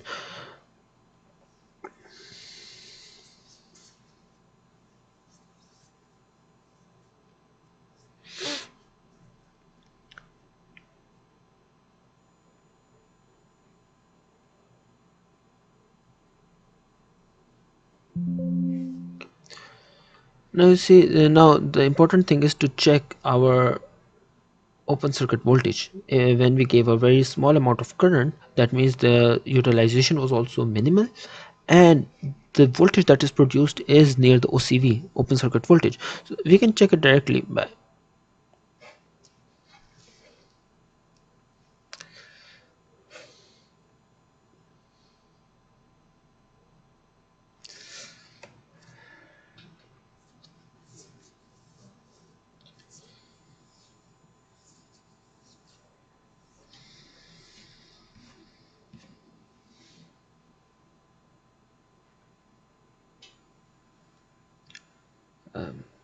we should be patient, just let it finish first and then touch anything.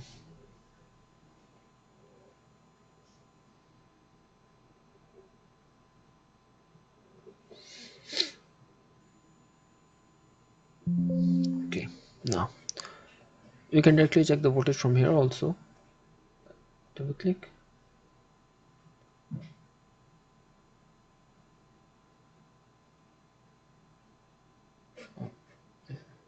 1.18. 1.18 is the voltage that's near the OCV at. So we'll go ahead and check the current. What are the current values? So we'll go to the current at the voltage tab and compute it. So the current we are getting is 0.01, which we actually gave as the input. So, and now we can check the cell voltage. We are getting a cell voltage tab at 1.1811. So this is the open circuit voltage that we are getting from our SOFC module. Should it's actually voltage, cell voltage. Okay, now we will start applying the load to it. Once we have completed the once you have completed the first iteration, now we can go back to the SOFC module and start applying load to it. So 1.18 is the OCV. So let's start, and now we can increase the current relaxation factor to 0.3, and the system voltage that we already obtained 1.18. so let's decrease a little bit.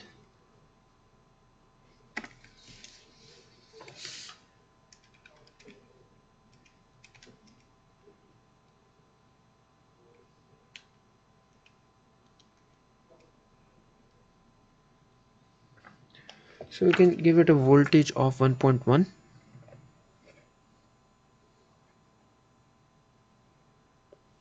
or 1.15, and then we can give it 1.15. Apply, give it 50 iterations and calculate.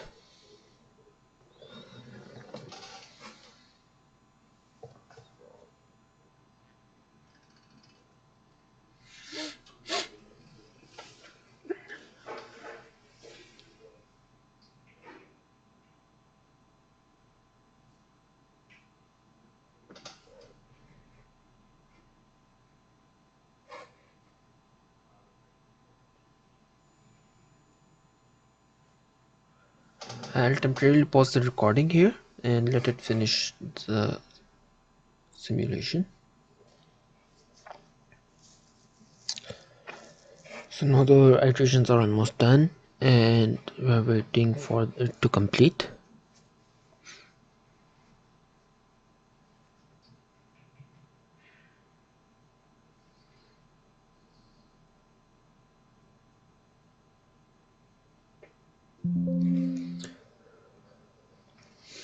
Okay, now you see the scale residuals look very good, they're converging properly.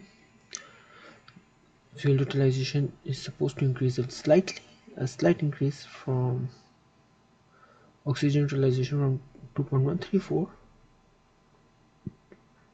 Should have increased a little bit.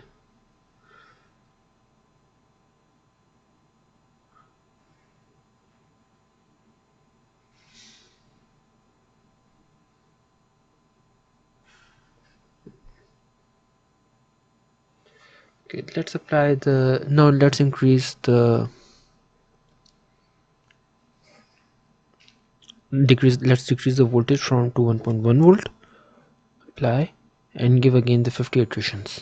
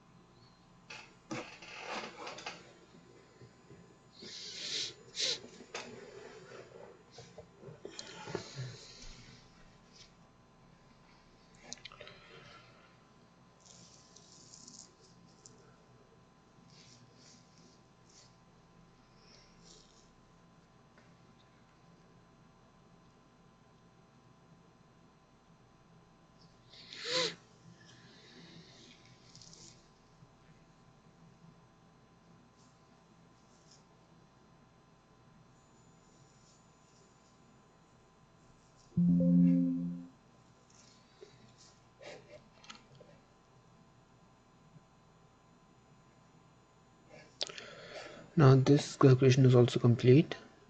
As you can see, the temperatures are increasing, so the current should also increase, and the voltage drop is okay. Utilization 1.77.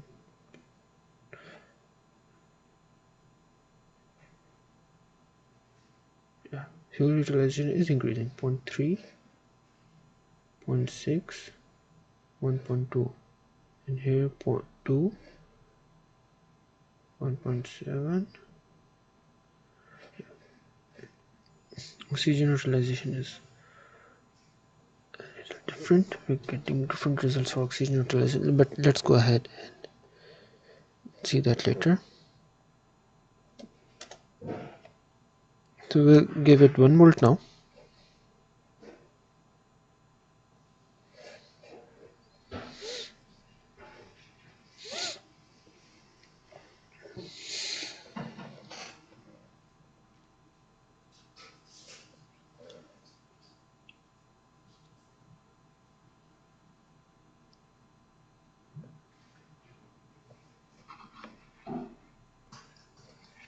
So now we'll continue with this and decrease the voltage even further.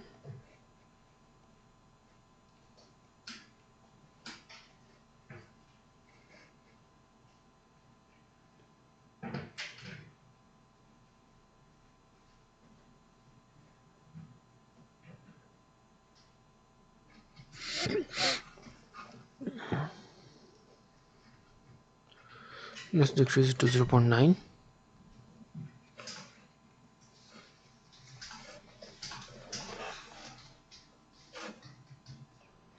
Now in the similar way, we continued giving step down the voltage to apply more and more load.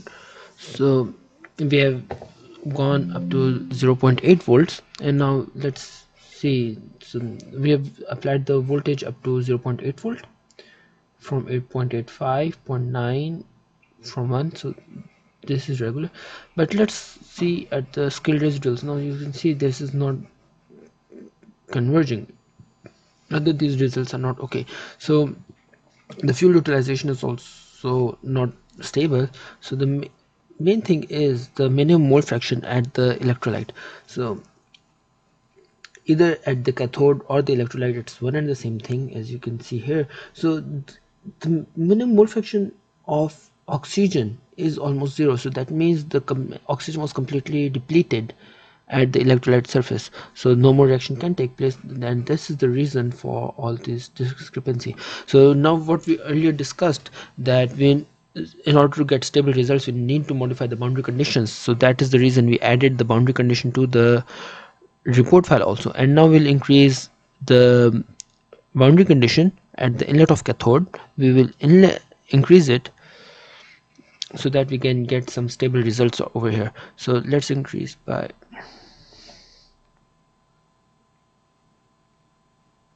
it will be exponent minus 5. Let's double it.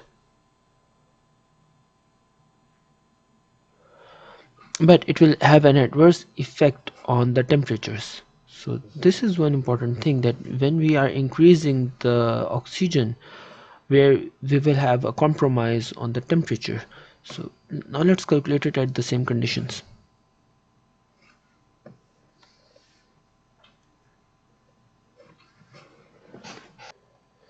So now we increase the supply of the oxygen, and still there is, you can see it's still fluctuating, and the reason is that the minimum mole fraction at the electrolyte, it's not sufficient to incorporate for all the available hydrogen, to compensate for, and the oxygen is not enough for all the hydrogen available at the electrolyte surface. So we'll increase the inlet flow rate more, to maybe 5,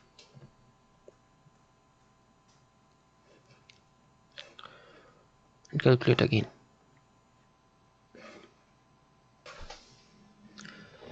In this demonstration, we are only giving 50 iterations for each boundary condition, but ideally we should give at least 100 to 200 iterations so that the results it gives proper time for the results to converge or to get stable results.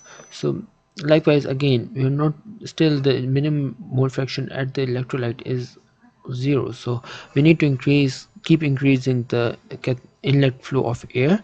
Earlier it was not, it was sufficient because the cell was not operated at a higher load, but now as we are increasing the load, it demands more oxygen and as well according to the fuel, but the fuel is still available, it's not reaching 0, but oxygen is fully depleted. So let's make it up to 1 exponent minus 4.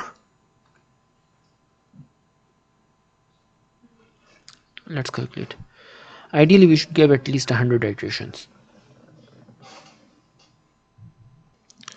So the simulation is continued, and as you can see that the inlet was the airflow was continuously increased, but since this explains that the fuel flow rate was already too high and the oxygen was continuously consumed as much as we supplied, but at certain time now it's not possible for it to consume that much of oxygen, so we will start decreasing. So the first step should have been to decrease the fuel flow rate. So we'll just make one of the simulation with decreased oxygen supply and decreased fuel flow rate. Okay, so we will decrease the fuel flow rate, inlet fuel flow rate, by 8 exponent minus 9,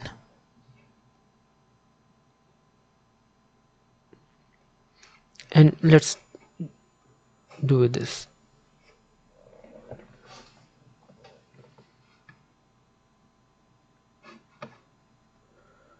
Okay, let's reduce it.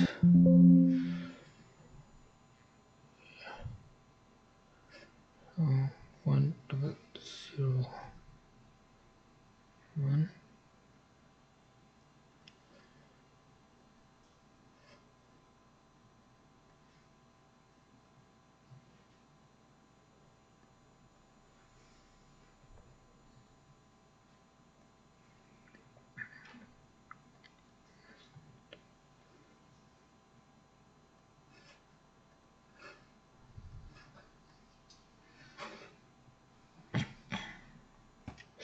So it is still, there's error coming in, so this is probably again due to the boundary conditions. So we can go back to the boundary conditions where there was good results. So let's go back to the boundary conditions. 8 exponent minus 8. Okay, this can be done. Okay, apply, close, and for the air it should have been one more 0, and I'll go back and switch it back to 0.9 volts, so to get to minimize the load on the fuel cell.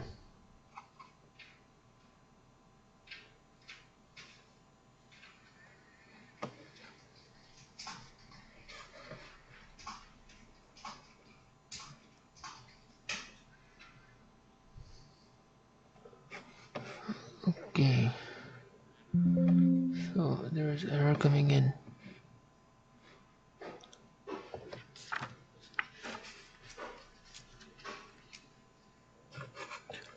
Initial boundary conditions. We'll go back to the initial boundary conditions and see if we can it solves again.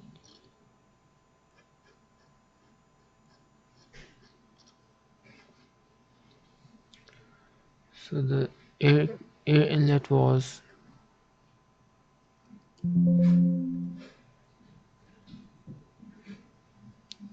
8 exponent minus 6, 8 exponent minus 6, and the fuel was 8 exponent minus 8.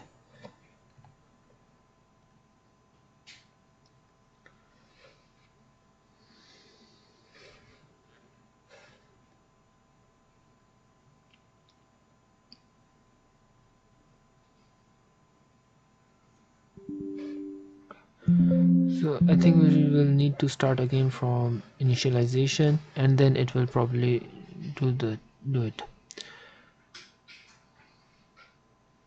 But again, let's make the under relaxation factor back to 0.2 and give the current density 1 point.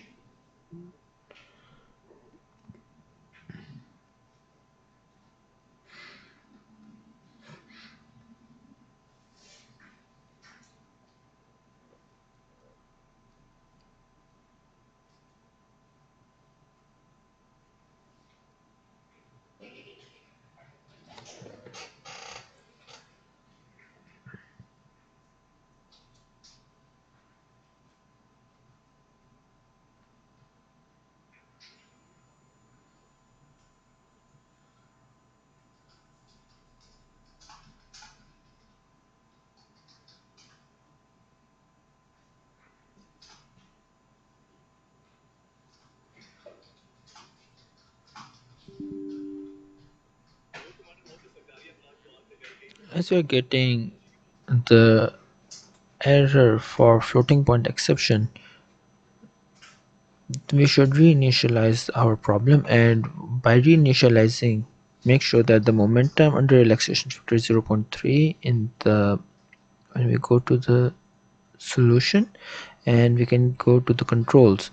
In the controls you can set the under relaxation factors, and we have initialized our solution back to the initial conditions with the current under relaxation factor of 0.2 and very low system amperes. With the inlet boundary condition, both for air and fuel, they're also set at the initial conditions. So with this we can initialize our problem again. So we'll initialize it and give 100 iterations and solve it again at the initial conditions.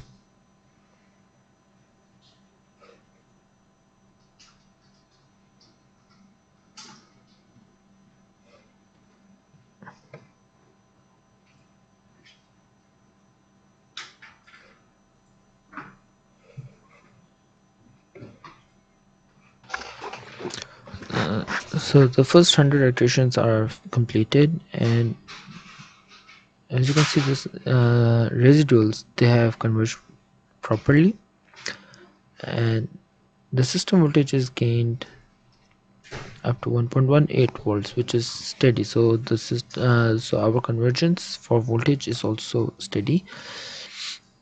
Now we can actually, to look up, we can change the range y, or we can directly hover it, so it's 0.01. So this is the same volt current that we gave in our settings, that we should achieve this much current. We've got the same current values.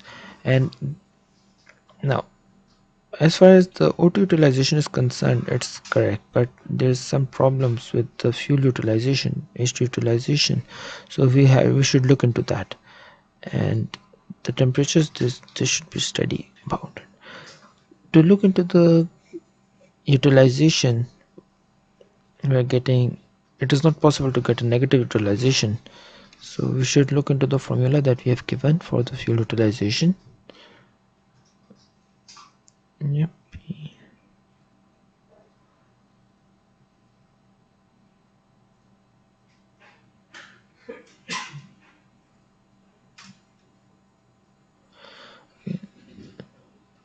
And if we refresh the value, we'll get this value minus 2.34. So it doesn't, there isn't any problem over in the formula over here. So we should look at every report definition. So we will start with mole fraction. Yes, there is one problem. You see, H2 mass fraction inlet anode. So this is actually wrong. So it should have been H2 mole fraction for inlet anode. So we should change this to H2 mole fraction of inlet anode divided by T bulk U bulk area P absolute outlet anode, and again H2 mole fraction for outlet anode and H2 This is also is to mole friction of inlet node. And now let's refresh the value and we get a positive value of utilization, which makes sense. So we will say okay. And now since OCV is not our required point, so we will continue with the same definition. These results are a little bit wrong. These results are wrong, so but we can continue with the simulation. So now because the first iteration is already done, so we can increase the under relaxation factor to 0.3 and start going on to the voltage. The voltage we have got is, as the OCV is 1.18, so we'll go up to 1.15 and okay. Now we'll go for only 50 iterations because this will be fast, because we have increased the under relaxation factor also, and the system is already converged to an initial convergence. So now it takes less iterations to get to the desired output, to converge to the desired output. We'll start the iteration.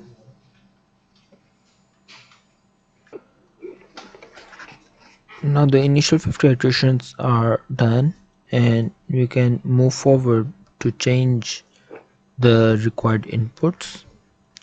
You can see it has converged properly in the first 50 iterations only. The voltage decreased as expected. We gave it 1.15 volts. The current, it should increase a little bit. Yes, this has increased up to 0.02. Now there was a little bit problem in this, which suddenly increased to positive.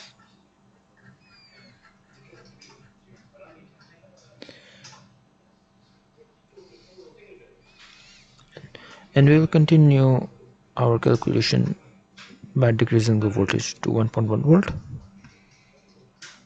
and give 50 iterations again.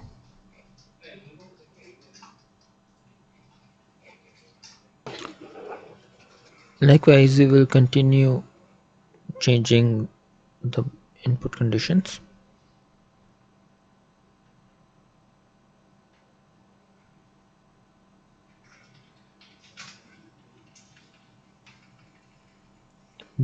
As we are decreasing the voltage, we are applying more load onto the system, so the current value will keep increasing.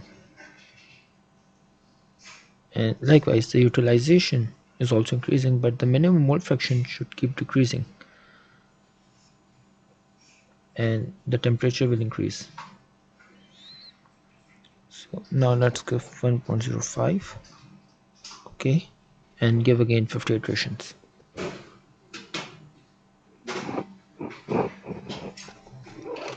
Now we have continued giving the applying lower voltage to increase the current, so as to simulate applying more load on the SOFC cell.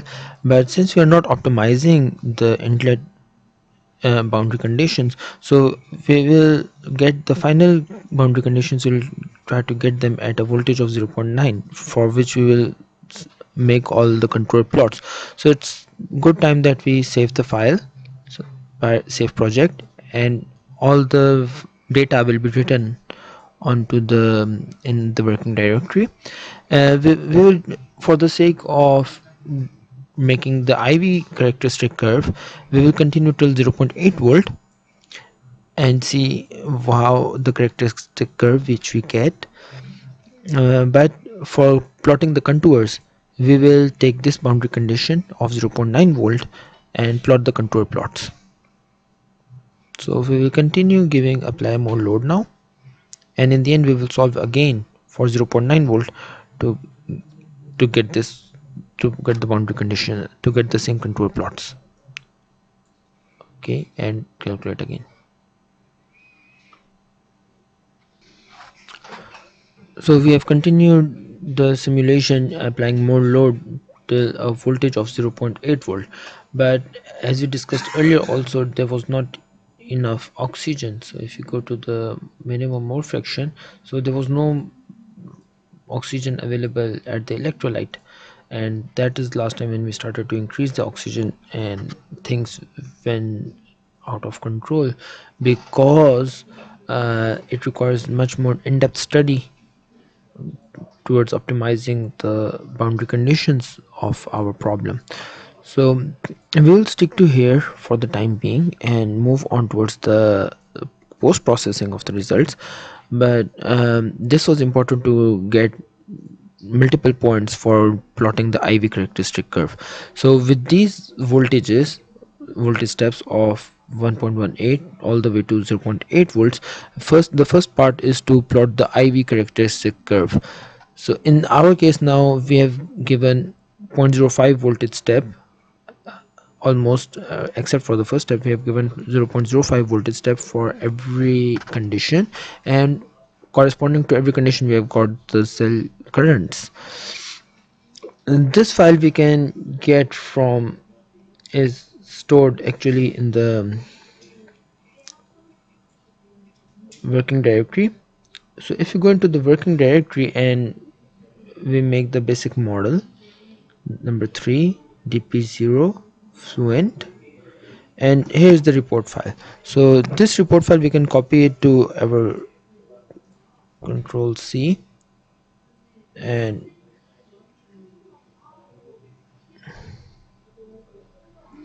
copy it over here. So we'll just replace it.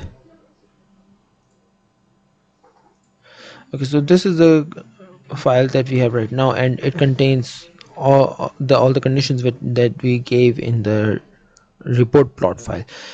To plot the curve we can plot this in Excel by going to Excel program, and if we start the Excel, we we will open this file using Excel. So go open, file, open, and browse.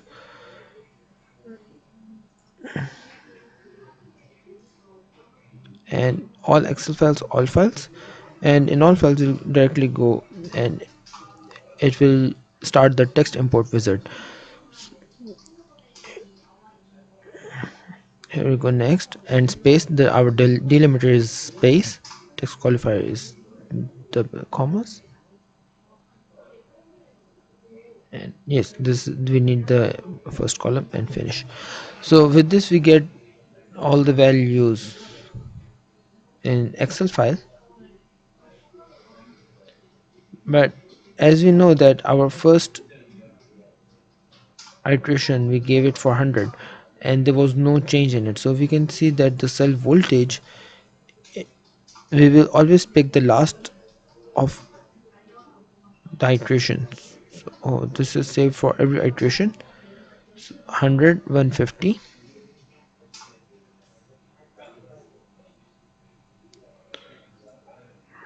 then 200,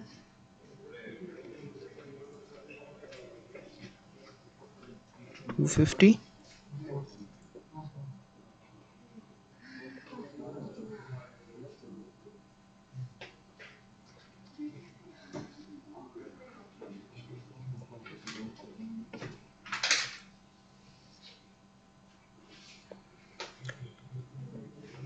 take a look that we are taking the last value of all the voltages. When we give the condition, all the iterations that we gave are there to converge it to the appropriate result, and after we get the appropriate result we just take the last value of from that result, not this one, this one, and the last file. So you can copy them and make another file and just control V. So we got all these values from the iteration number, and we can copy the header.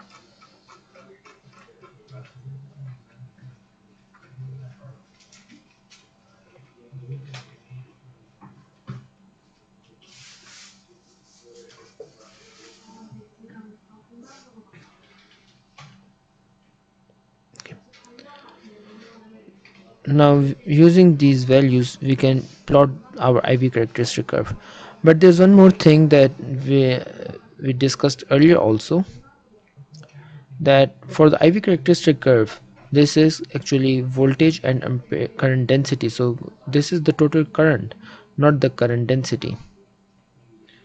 to get Now to get the current density, we should divide it by the area, and we can get the area arranged it. So we can get the area by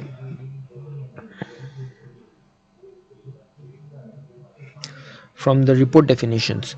So if we like the same way we got the area for anode inlet and cathode inlet outlets, the same way we can get the area for the electrolyte surface. So we can add a report definition and new, rather just copy it. So we can say it area for electrolyte, we can copy it and say it area electrolyte,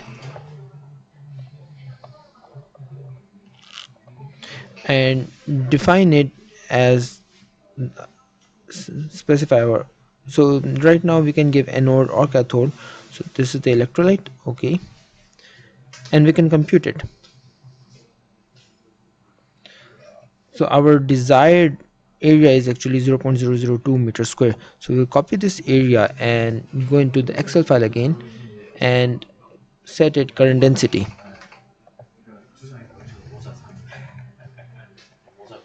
And this is again divided by the electric current. So as you know, the cell current is from the voltage tab, our desired cell current. So we'll give it the formula for divided by the area, and this is the current density. We can copy it, and with this current density now we can plot both the IV characteristic curve voltage, and simply go to insert, and this is not the correct, this is wrong. The current density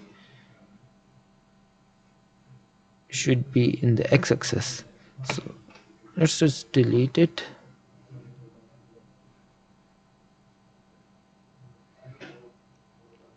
And so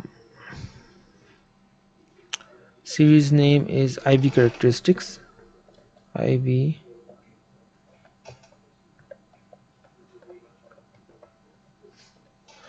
and the x values are actually the current, and the y values are the voltages. So now this gives a appropriate picture of the IV characteristic curve, but what is happening at 0.8 volt, because already there was no oxygen and these results are not reliable results. They can see that the O2 minimum mole fraction at the electrolyte is already 0, so the last 2 points are actually in not reliable results, so they are not acceptable. But we over here we need to demonstrate, we went through the demonstration on how to plot the IV characteristic curve. We can add the chart elements and label them the titles. For this is the voltage,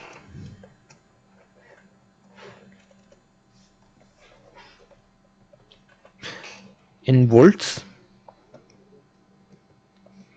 and this is the current density in ampere per meter square.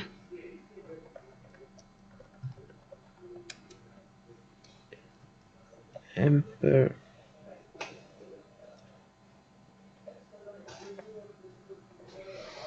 Okay, so with this we have demonstrated on how we can plot the IV characteristic curve from our simulation, and now we'll move back to our simulation. We will move simulate it again at the condition of 0.9, where the voltage was stable and there was no fluctuations in the residuals, because there was available oxygen there is still oxygen available at the electrolyte, so the simulation was stable. With this we'll get reliable results and proper distribution, control plot distribution for our analysis. So we'll go back and specify the voltage of 0.9 volt and give 50 iterations more to get these results. Okay. So we have completed again at 0.9 volts. And now after the plotting the IV characteristic curve, we will go and plot our desired control plots at the desired voltage. Now we have again simulated at 0.9 volts, so the corresponding all the control plots will be corresponding to 0.9 volts, and the results are also stable. So going on to the control plots, we will directly go to graphics and add contours. The first contours that we are most interested in are the temperatures, so we will add a temperature. So new,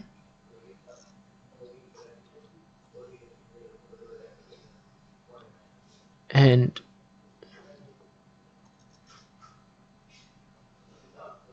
we can have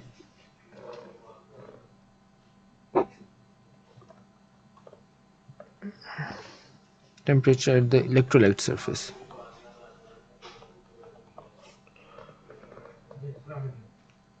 So you can get the temperature, static temperature, and unselect all, and we can have electrolyte anode. Right now we can see, change it to float. We can see it's rather reasonable temperature distribution, but it's hard to see where the inputs and outputs are. So for this reason we can again go to the temperature distribution and draw the mesh.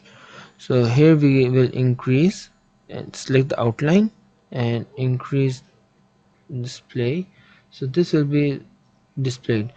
But in order to see the influence of oxygen or air or the fuel, we can simply select the inlet of either one of them, the air or the fuel.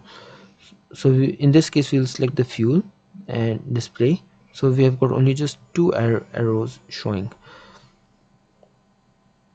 Close, and now save display. So if you see that the temperature distribution is shown along with the mesh or the outlet boundary, it gives a better picture.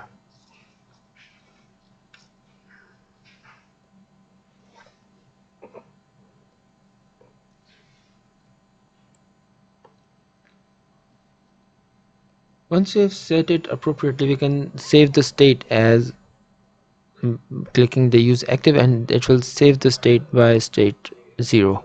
So whenever we change and plot some other control plot, we will have the same orientation for the next control plot also. So we can change it to any other orientation, and now we will plot the current interface density. So let's go and add new control plot, and again for the electrolyte surface let's plot the interface density.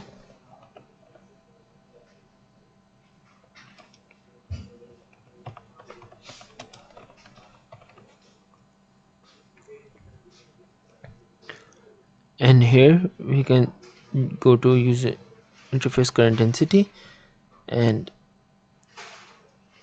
so you can see that we are getting the current interface density, but if we select state 0 we'll get the same orientation. And again we can draw the mesh,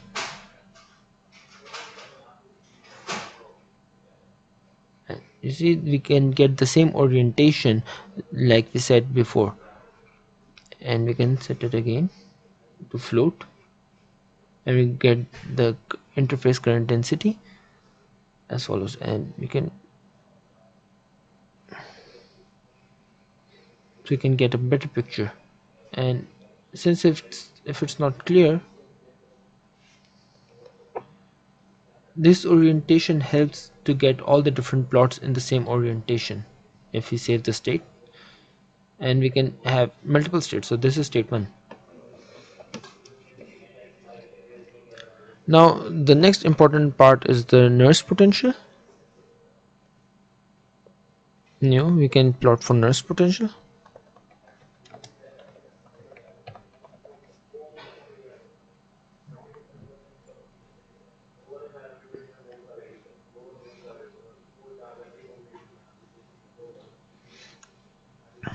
And okay, now the nurse potential is also, the difference in the nurse potential can also be seen, where the voltage, and if we want to increase the number of divisions, so we can add the number of divisions, the precision. So the nurse potential is very important in our analysis. So the maximum is where the hydrogen is coming in from. So if we display it close, and so the nernst potential is maximum where the hydrogen is supplied at the inlet.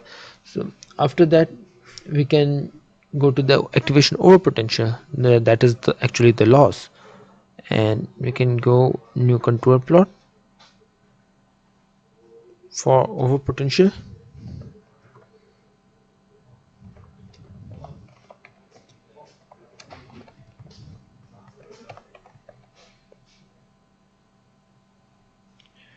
And again, this is most interested at the electrolyte. So not nurse potential, activation over potential. This is actually the loss which we are, let's draw the mesh again.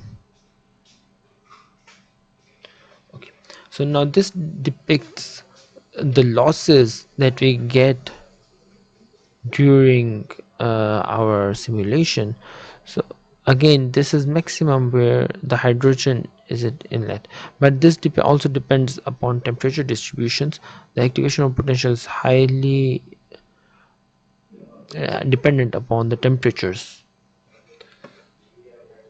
So other than, next we can go for the electric potential. So we'll add a new contour for electric potential.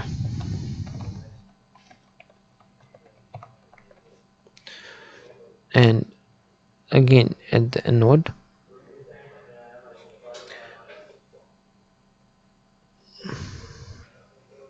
and gives better distribution if we uncheck the global range and set it float. And again, so we get a good distribution for the electric potential. And again we can draw the mesh, and you get the sorry, this is electric potential. We want the electric potential. So this is not user defined memory, user defined scalars and electric potential. Sorry, now we see the electric potential at the anode is 0. Why is like that? Because the voltage is actually generated at the cathode side. That is the reason we took in the report definitions, we got everything at the cathode side. So how to get, but there's no electrolyte cathode surface, so we need to add the electrolyte cathode surface also. This can be added by going again to the zones. We'll go to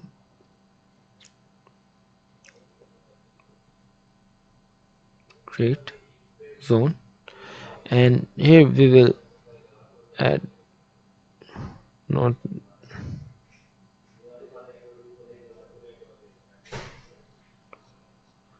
we will add another electrolyte cathode wall,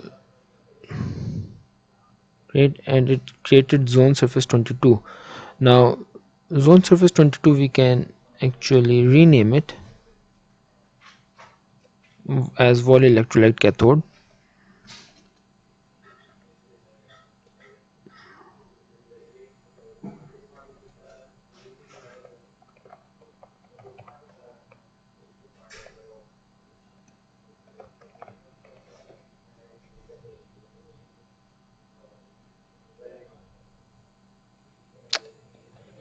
Wall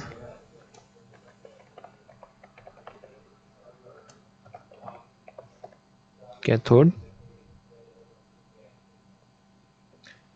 And now here this will be available as wall electrolyte cathode. And now if we display it,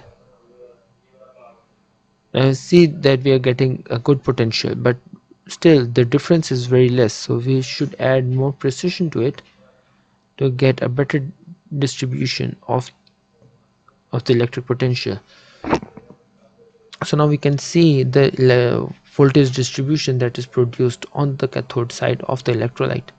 And but if you go to the global range, everything will be red.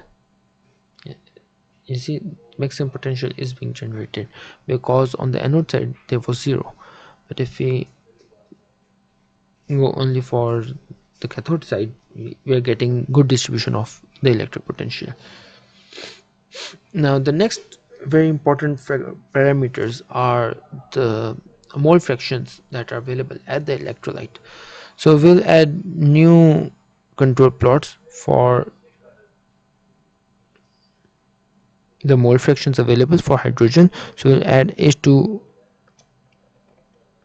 mole fraction and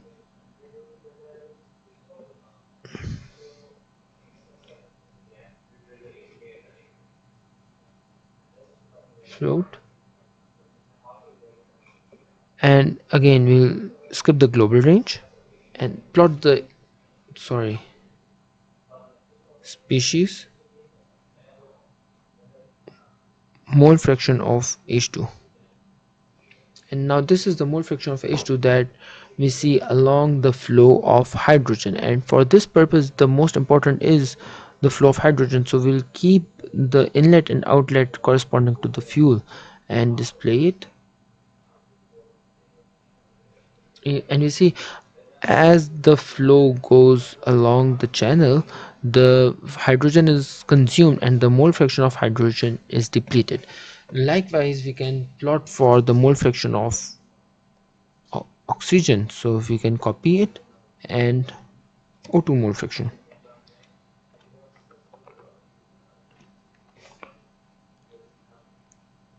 And instead of species of H2, we can go for mole fraction of H2, and but for an instead of anode we'll select the cathode and display.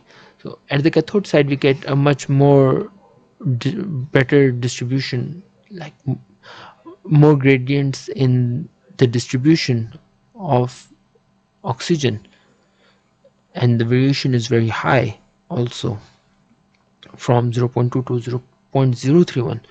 And this is another research topic, that how to increase the mole fraction in the of oxygen in the parts where there is very less mole fraction of oxygen.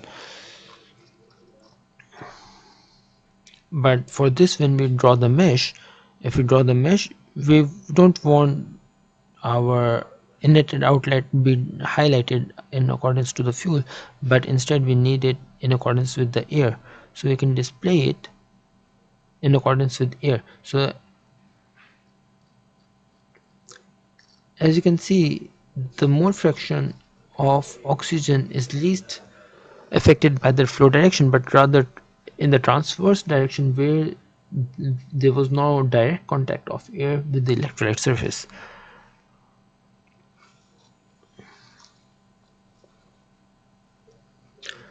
With this we can finish our session, that we plotted the IV characteristics and we got all the desired control plots also. So this will conclude our session, in which we made a simple geometry of the SOFC cell. Thank you.